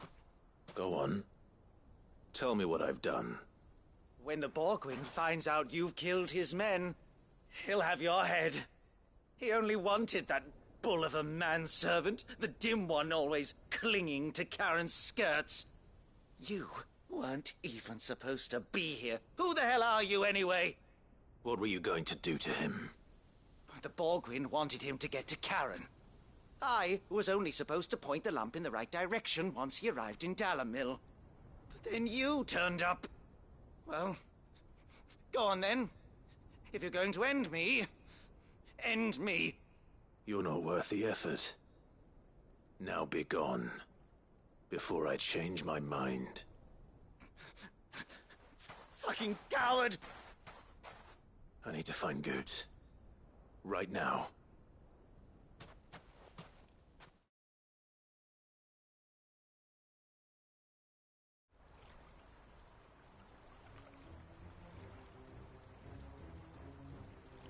Get your filthy paws off me, you naughty-pated lout!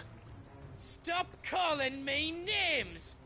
And stop spreading them horrible lies about Nan! Well, that will be easy enough. For they are not lies. Every last word is true. And she must pay for her crimes in blood. Blood? Goot, are you all right? He's gonna kill Nan! He said she had to pay in blood! After what she did, it is only right. She ruined my life and the lives of countless others. That loathsome harpy's very existence is a crime, and I will not allow it to continue. Goots, was it? I have no quarrel with you. Only with your employer. Run along now. You need not pay for her sins. No. No? I don't care what she did. I won't let you hurt Nan. Promise me you won't hurt her, or I'll kill you myself! Goots, no. Enough, all of you!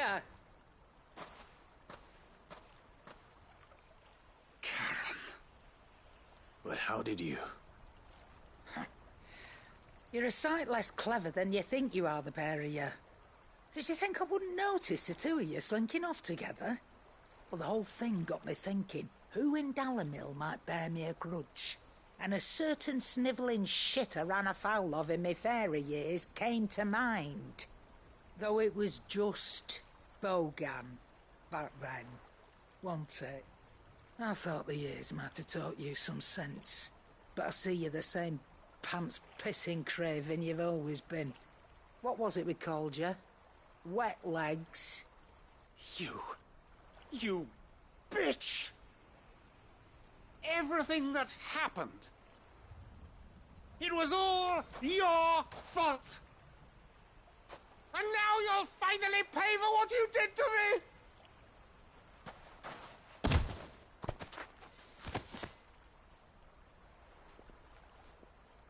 Goots, you... If you want a piece of Nan, you'll have to go through me. Fuck! You great galoot. Out of the way, I can handle this myself. So, wet legs, you remember what you told me when we last met? An eye for an eye. Wise words, Sam. Wise words. And now, it's time to collect.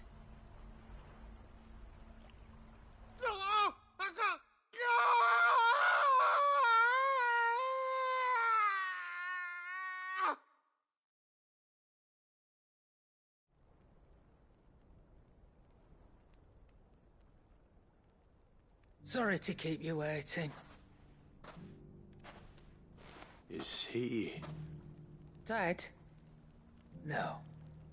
But I reckon he wishes he was. It ain't easy going through life one eye short of a pair. After all, I should know. You don't mean... Oh, don't tell me you didn't notice. Lost it to old Wet Legs back when we were working the same routes. Said I'd stolen from his strongbox. I'd done nothing of the sort, mind. But that didn't stop him taking his little revenge. So I took some of my own. Sorry, lost everything.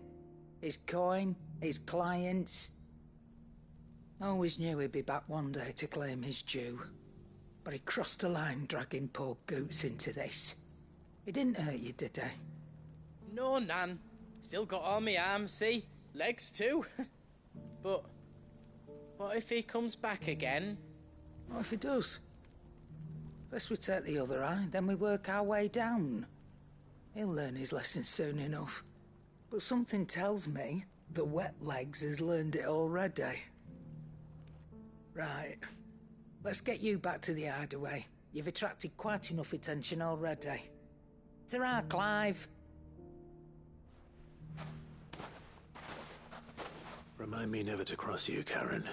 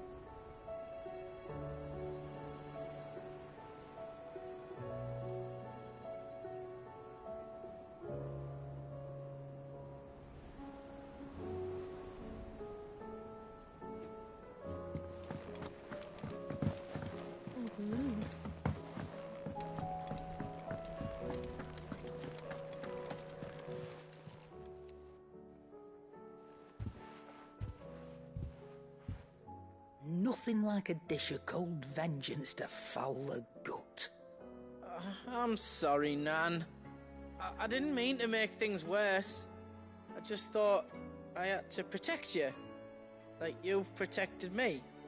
Aye, well, someone had to. Your parents certainly didn't give a whit for your well-being. Reckon the both of us would be worse off if I'd not taken you on. You've always been me right eye, Goots. And I'd have you stay that way. So don't you dare go looking for trouble again. Well, I will. If you ever need help, I'll do it again and again, and you can't stop me. Why, you big lump. Fine. Play the hero if it makes you happy. Thanks, Nan. I won't let you down.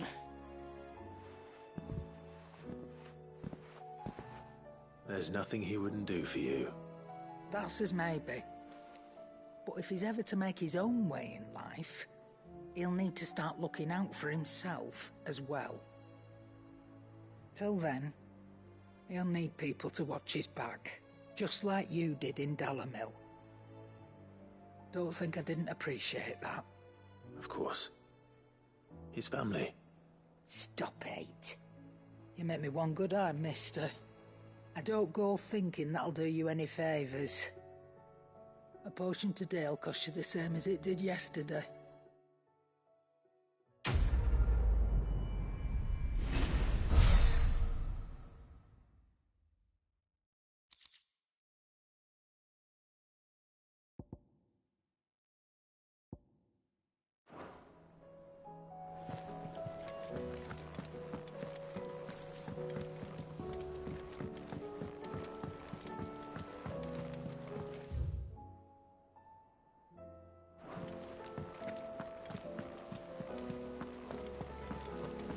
Did you see that?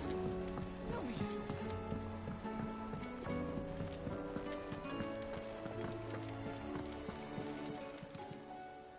Oh, I wasn't expecting you back so soon. Here's everything we've received and everything promised. You earned this.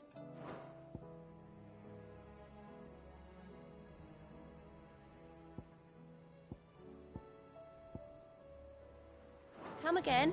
I may have more for you. How are you doing? Here you go.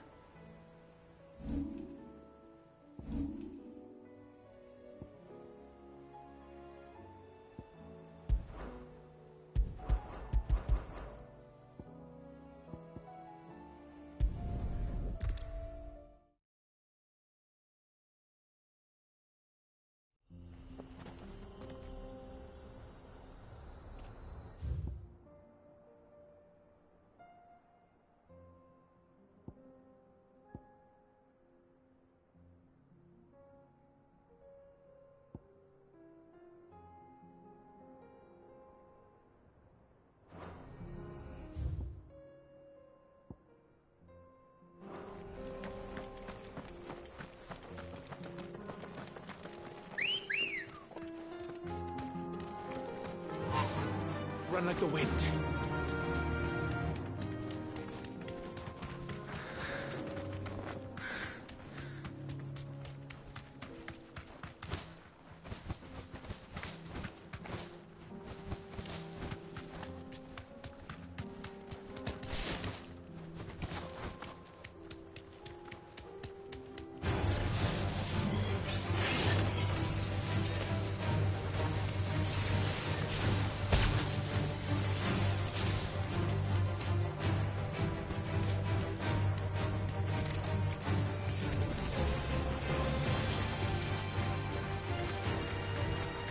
Tell us about Yote, Joshua. She's strong-willed, loyal, and deadly with a blade. Much like Clive, but with better manners.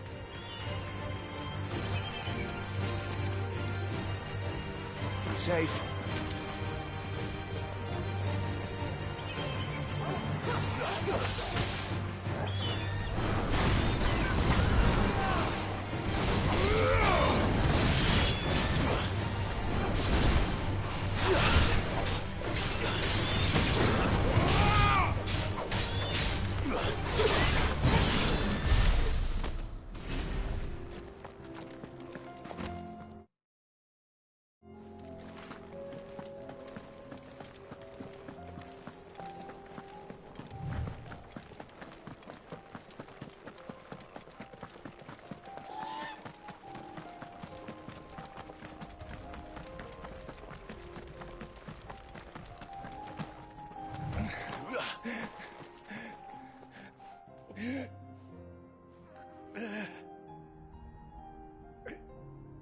were injured.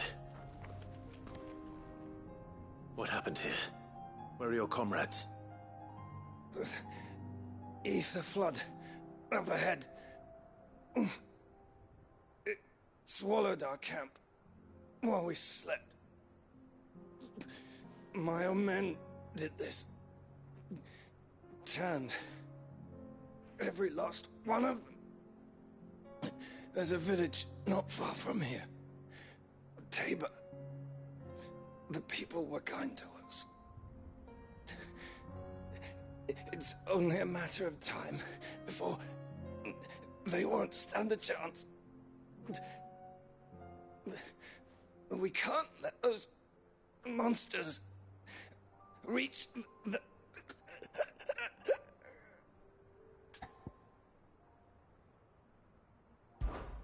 I'll go. You catch your breath. Thank you. Our encampment is up ahead. Just off the track. They must not reach Tabor. Forgive me, Lord Kuka. Rest well, soldier.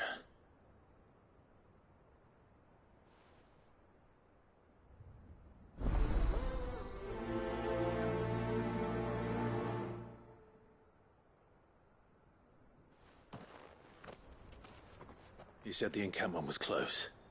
Let's hope the Akashic are still there.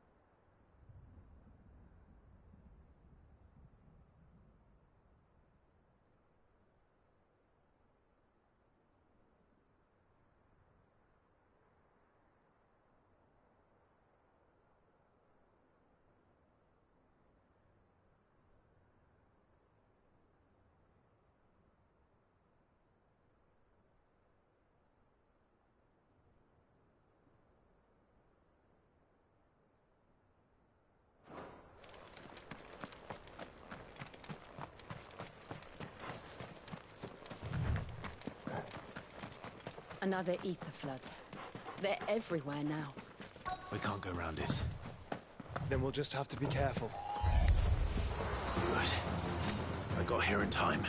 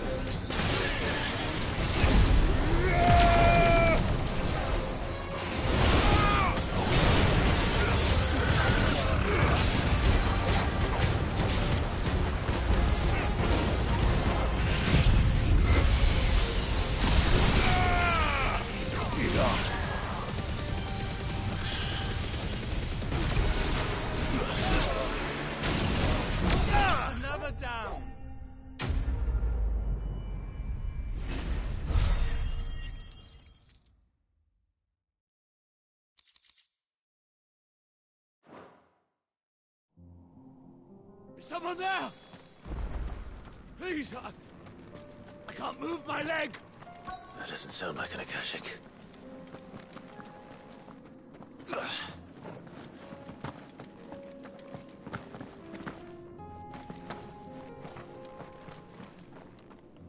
You're with the battalion? I am. I heard the fighting. Are the others? Taken care of. One of your brothers in arms told me what happened and asked for help. Another survivor? Where is he? Tell me. His wounds were too deep.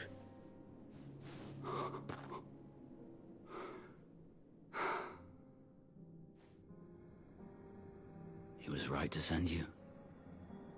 Those things you slew are no longer my brothers. Tabor is safe thanks to you. Here, you've earned it.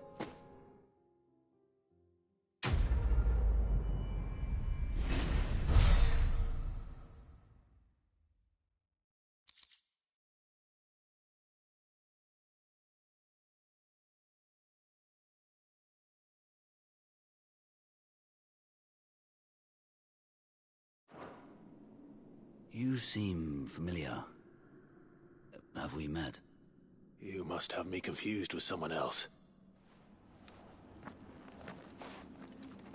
Wait. That scar. Son of a whore. You're Sid. I was there, in Cosnis, when you killed my brothers. I was there in Rosalith, when you killed my commander! My war with Hugo Kupka is over. I bear no ill will toward those who followed him. And what of my ill will? Coward! Draw your steel. Lord Kupka shall be avenged! When your wounds have healed and your head has cooled, come and find me if you must. Though I hazard your life would be better spent in service of those who need it. Or have you forgotten your oath to the Republic? My oath? What would you know of oaths? I know how hard they are to keep. Which is why I'm giving you the chance to keep yours. No. I won't be deceived. Lord Kupka told us of your crimes. You are an outlaw. A murderer, not some... Man. Like you or anyone else. I am nothing like you. But if you're not gonna kill me, then go. Leave! Just know that I will find you, Sid. Someday.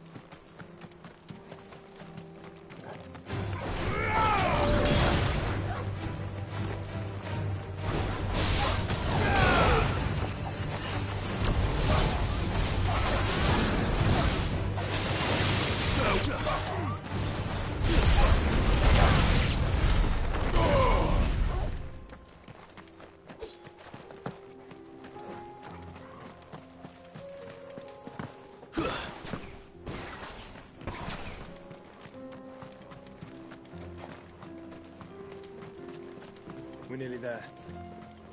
Have you been to Tabor before? There are a few places I haven't.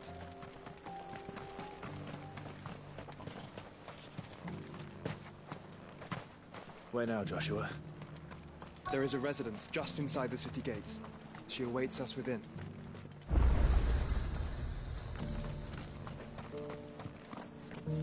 Here, Take a look at my wares.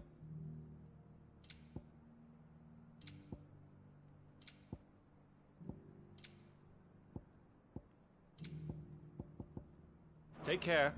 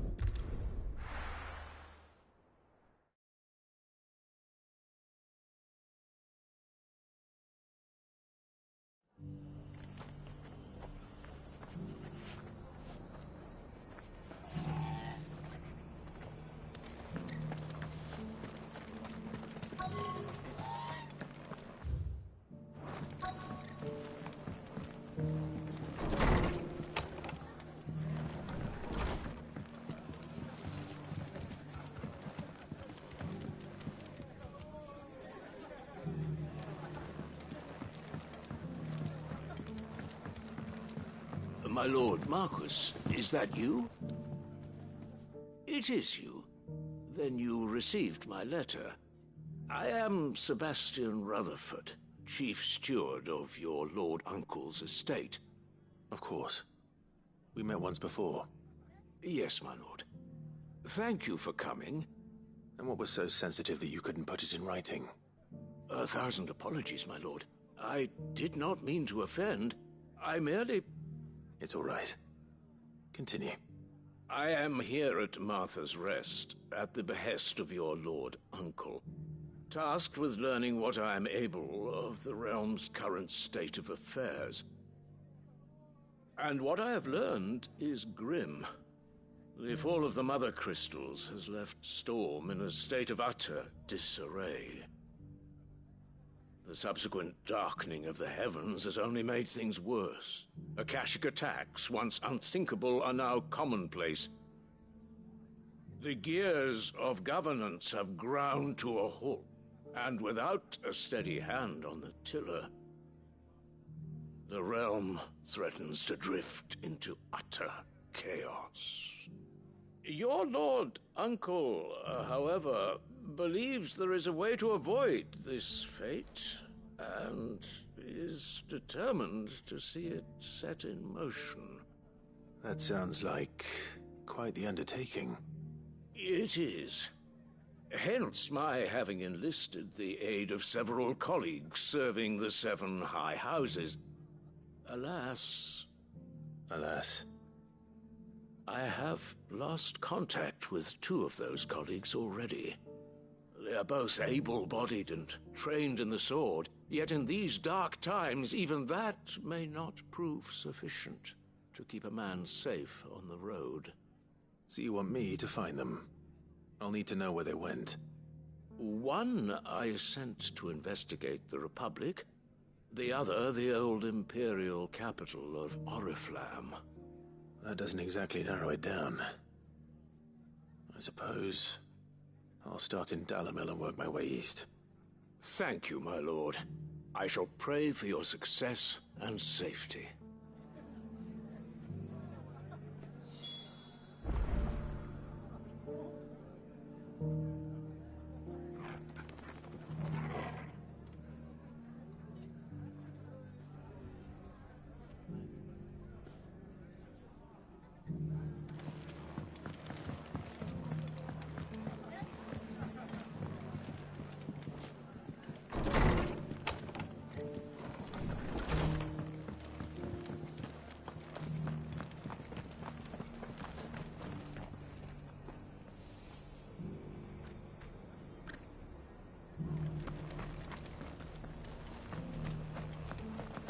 Look, Daddy. So shining so brightly. Isn't it pretty? Yeah. Pretty nonsense.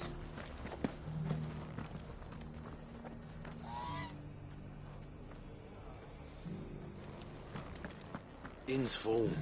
Don't bother.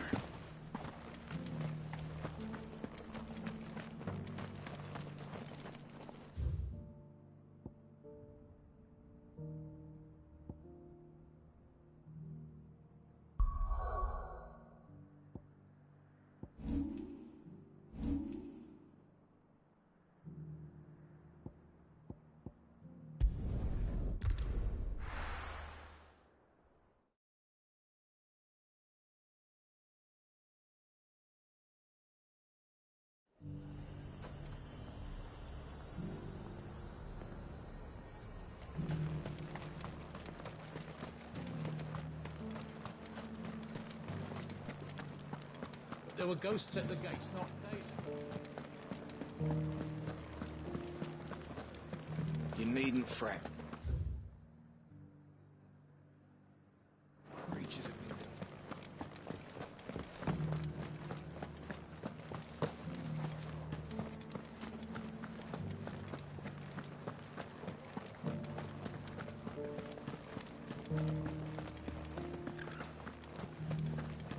To the meadows, then. That's what the captain said.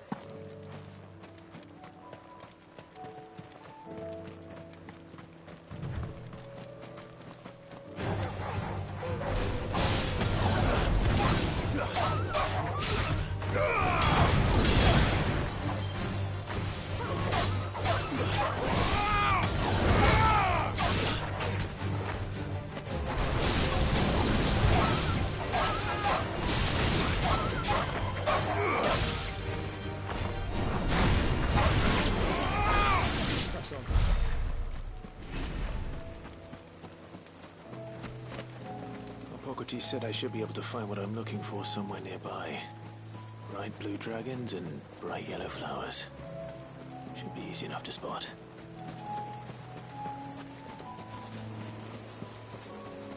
Company. This must be our wyvern. All right. Let's get this over with.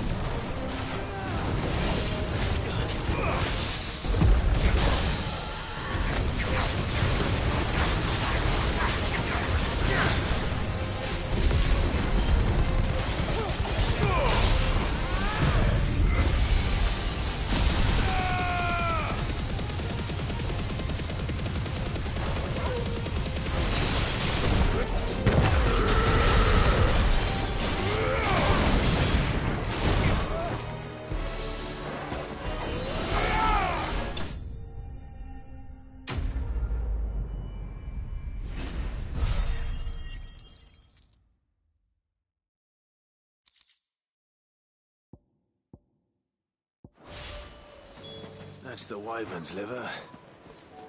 Now I just need to find the herbs. Bright yellow with a heady scent.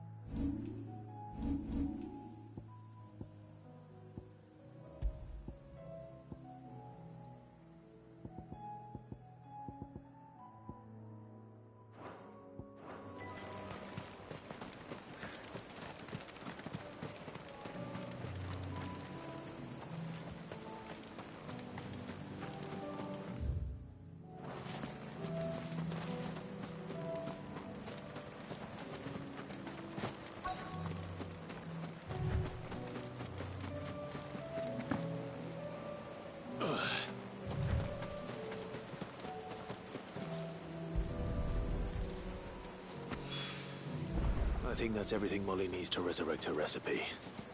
Better head back.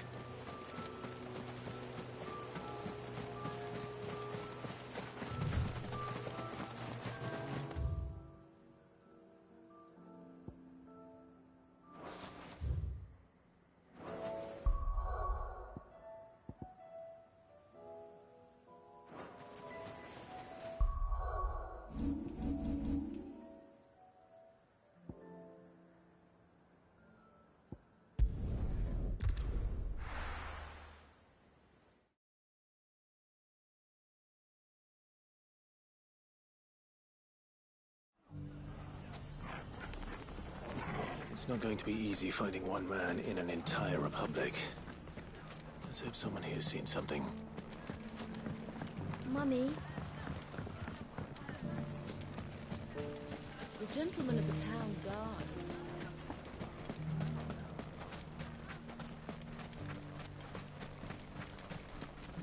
Anything I can interest you in?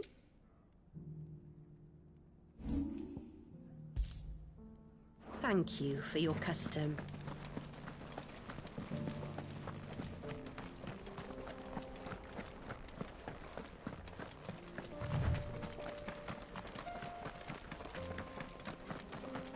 Someone's got himself in trouble.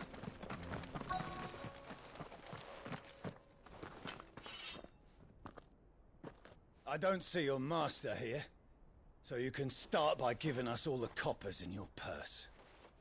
I already told you, I have nothing. Then maybe we'll take that pretty outfit and the steel you're wearing. Please! These men are trying to rob me! I'll deal with this. Thank you. You that one's master, then? If you kindly pay the coin he owes us, we can pretend you didn't draw your blade on Republican soldiers. Or you can go back to your garrison and I won't report you to your captain. Oh, you're more than welcome to. He hasn't had many visitors since we slit his throat.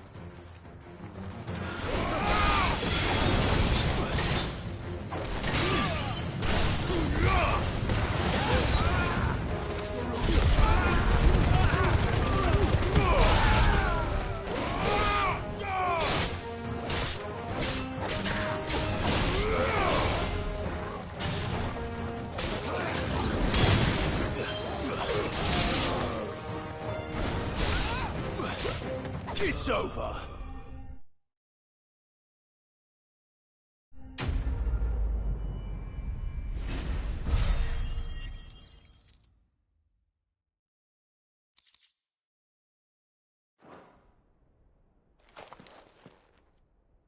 I'd expect as much from Hugo's faithful, but these were men of the fist.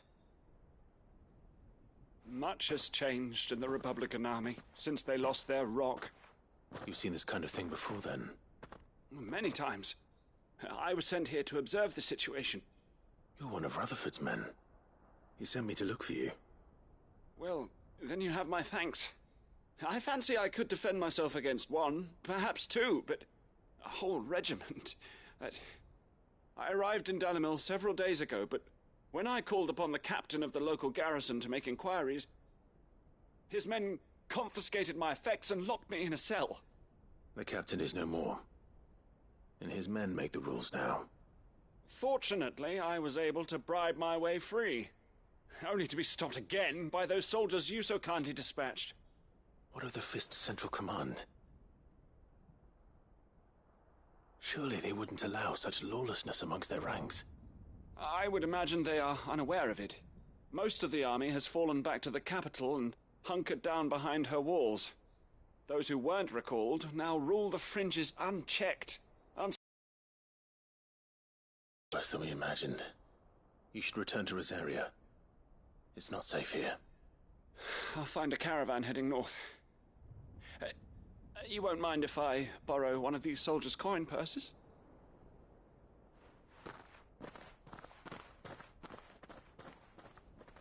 Not at all.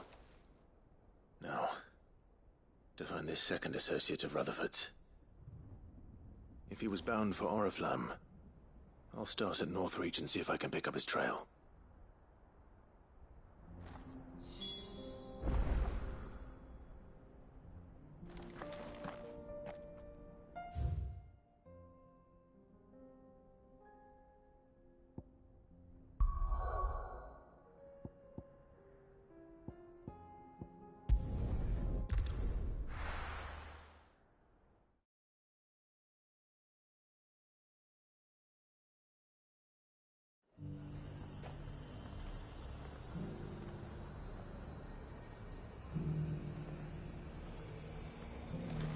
There's a lot of road between here and the capital.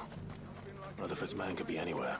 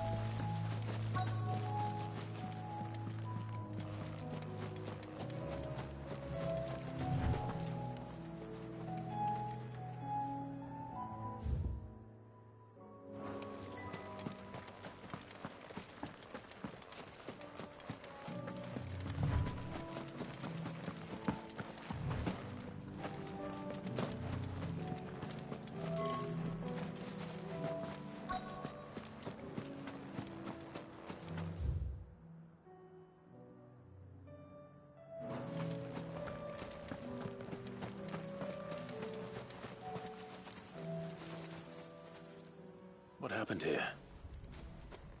If you're with the others, they've already relieved me of my belongings. I'm not. I'm looking for someone who was sent here by a man named Rutherford. And then you found him. I'm Alistair Rockford, attendant to the Lady Ariane of House Wellesley. Of the 7 high houses of Rosaria. It's been a long time since last I saw my great-aunt. Is she well? My Lord Marquis? Yes. Yes, she is. The Lady Dowager has granted me leave to assist your Uncle Stuart. I was on my way back from the old capital when I saw some villagers being robbed on the road here. Bandits? They looked more like field hands, but it didn't matter in the end. I did what I could to help the victims, but all it earned me was a pommel to the temple. Which way did they go? South, toward the gate. All right. I'll take care of them. Founder knows I've met enough of their kind. You head back to Northreach, visit the Vale, tell them I sent you. Thank you. I shall. Founder be your shield.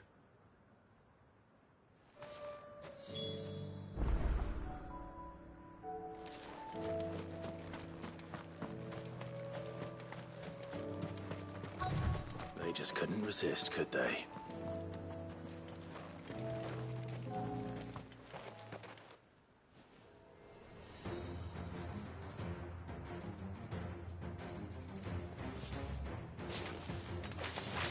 This one's ours, pretty boy.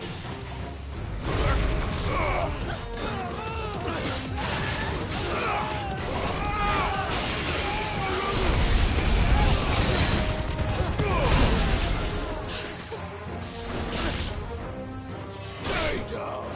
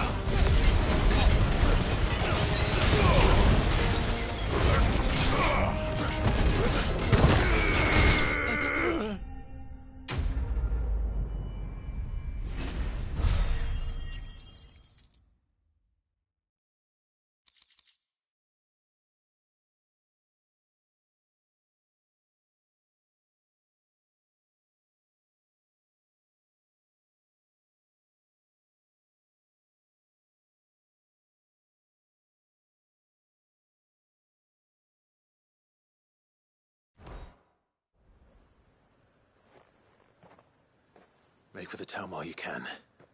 There may be more bandits nearby. You don't need to tell me twice. Many thanks, traveler. This looks to be all of them. I thought I told you to make for the Vale.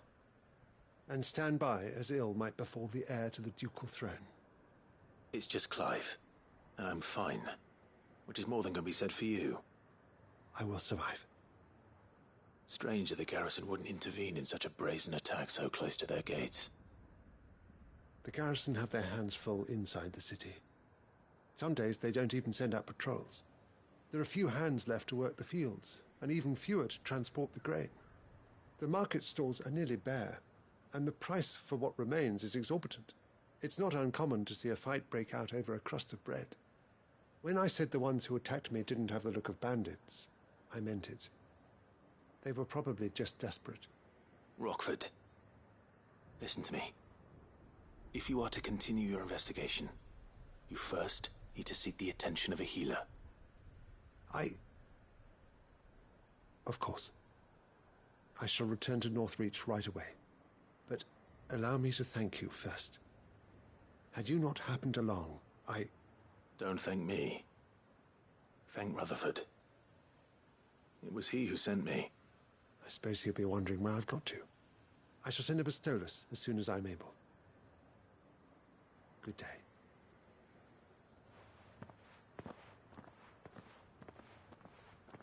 My uncle certainly has his work cut out for him. If it isn't already too late. I should go and tell Rutherford that his colleagues are still in one piece.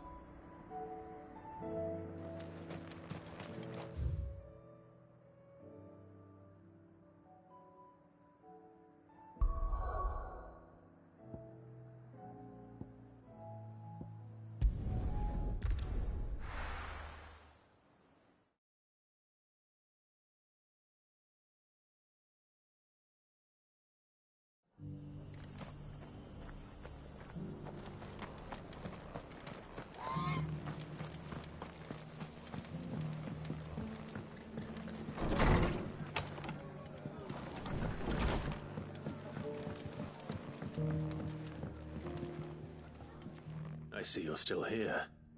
The Rest's location affords a constant flow of traders, and with it, a constant flow of information. Speaking of which, I received word from both my associates. They have resumed their investigations, thanks to you. I only happened to be in the right place at the right time.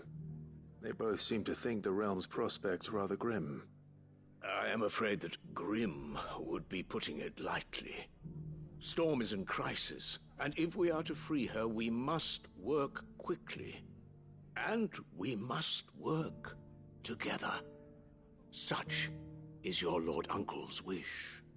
As it is mine.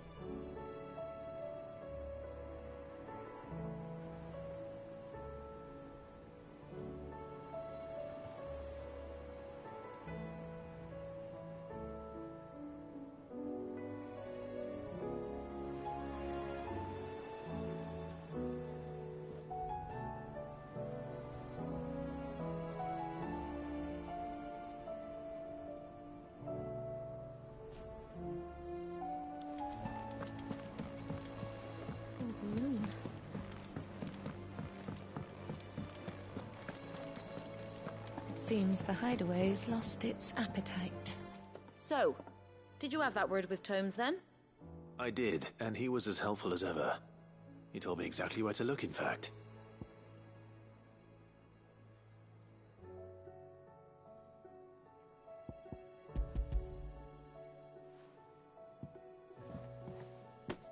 And what precisely will I be cooking up? Or is it better not to know? Blueback wyvern liver. And, a herb known as Saint's Bonnet. Ah, wyvern livers, was it? Well, at least it weren't actual worms, I suppose. Now then, you stay right where you are. I've got some cooking to do. Let's hope these grand old chefs of yore knew what they were on about.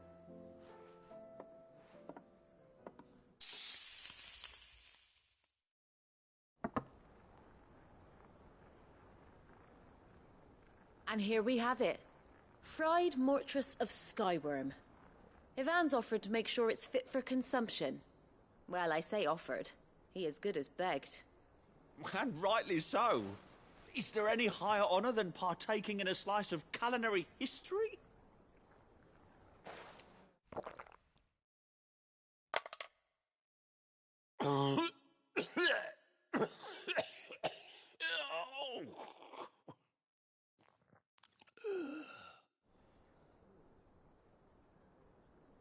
So, not fit for consumption then?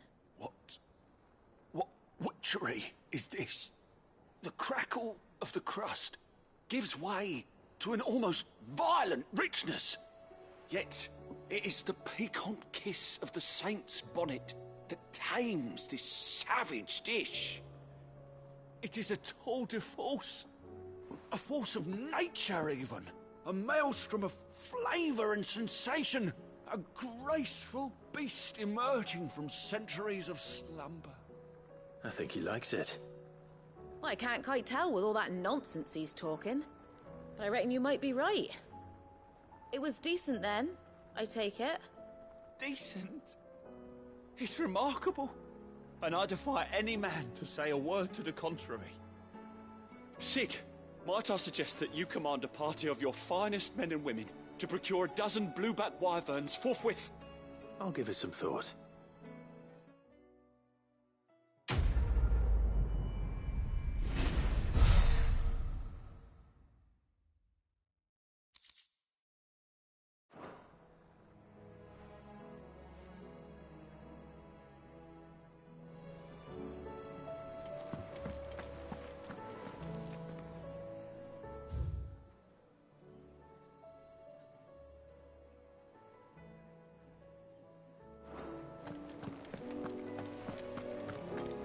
Did you see the pair that got hauled into time?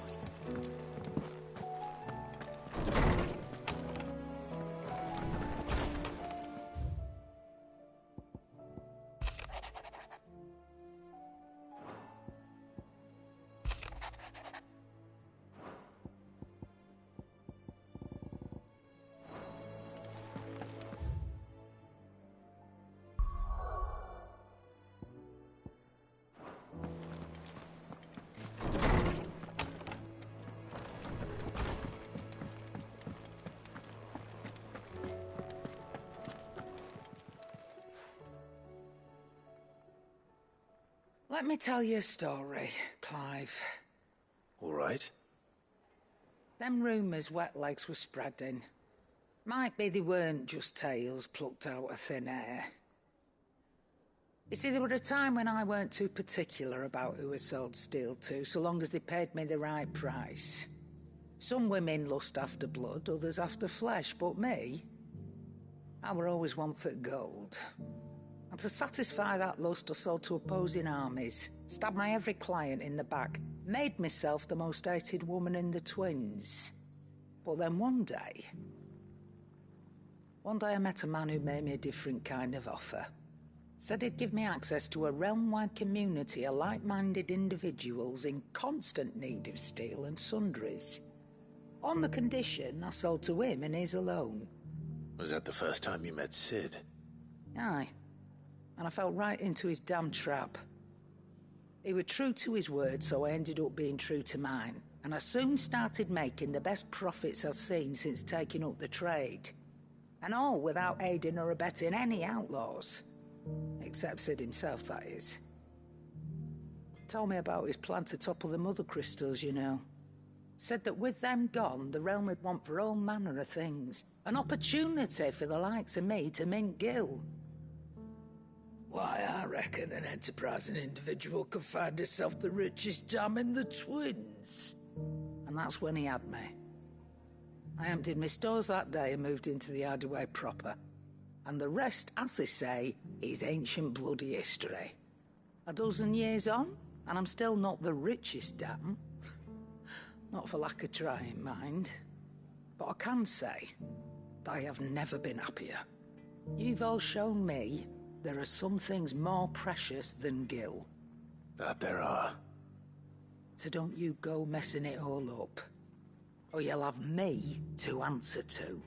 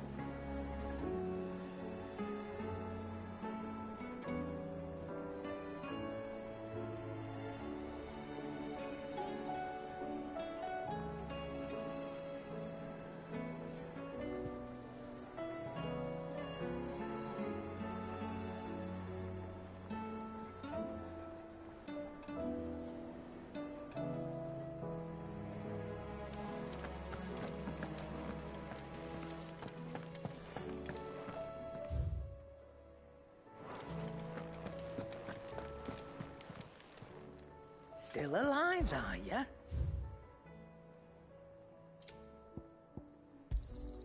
It'd better all be here.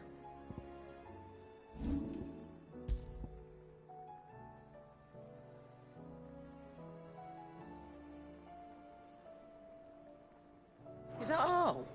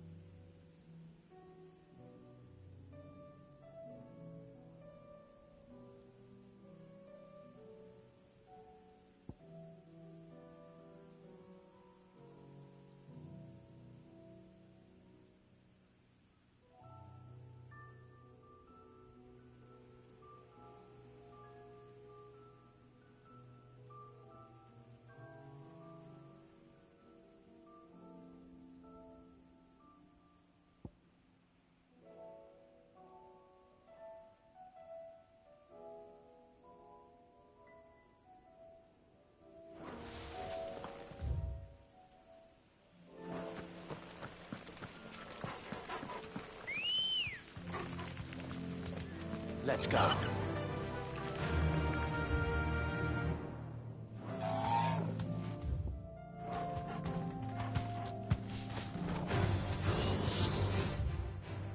Fly, Ambrosia.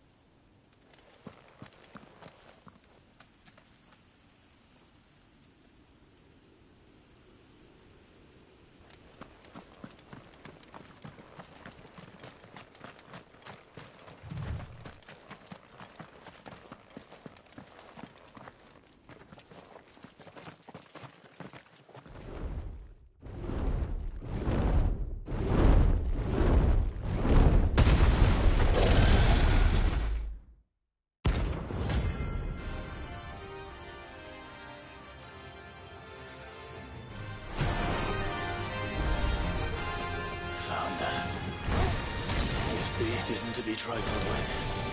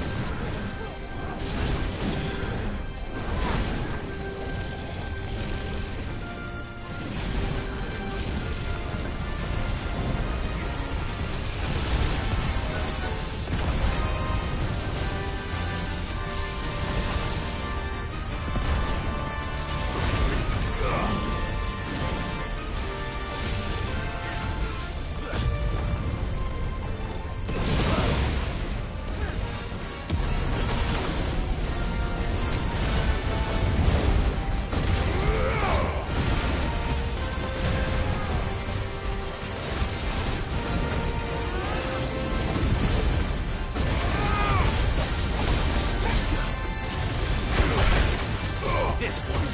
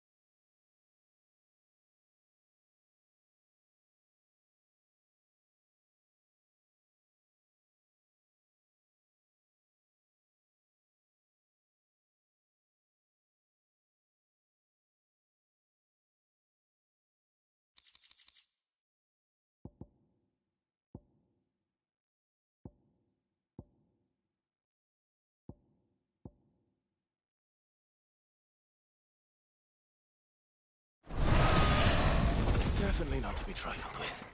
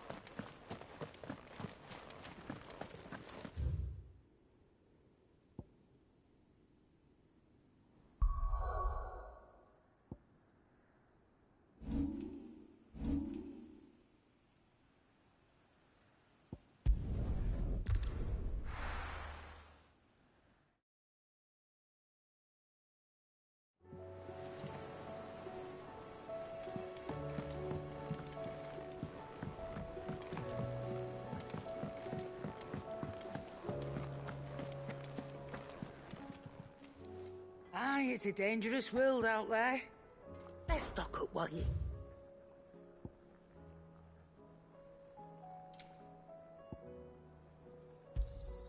You'll not find a better price than that. You're rubbing me blind, you know.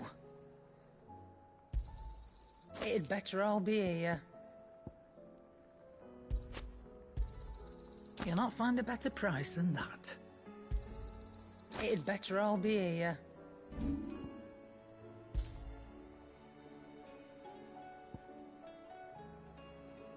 Finished, are you?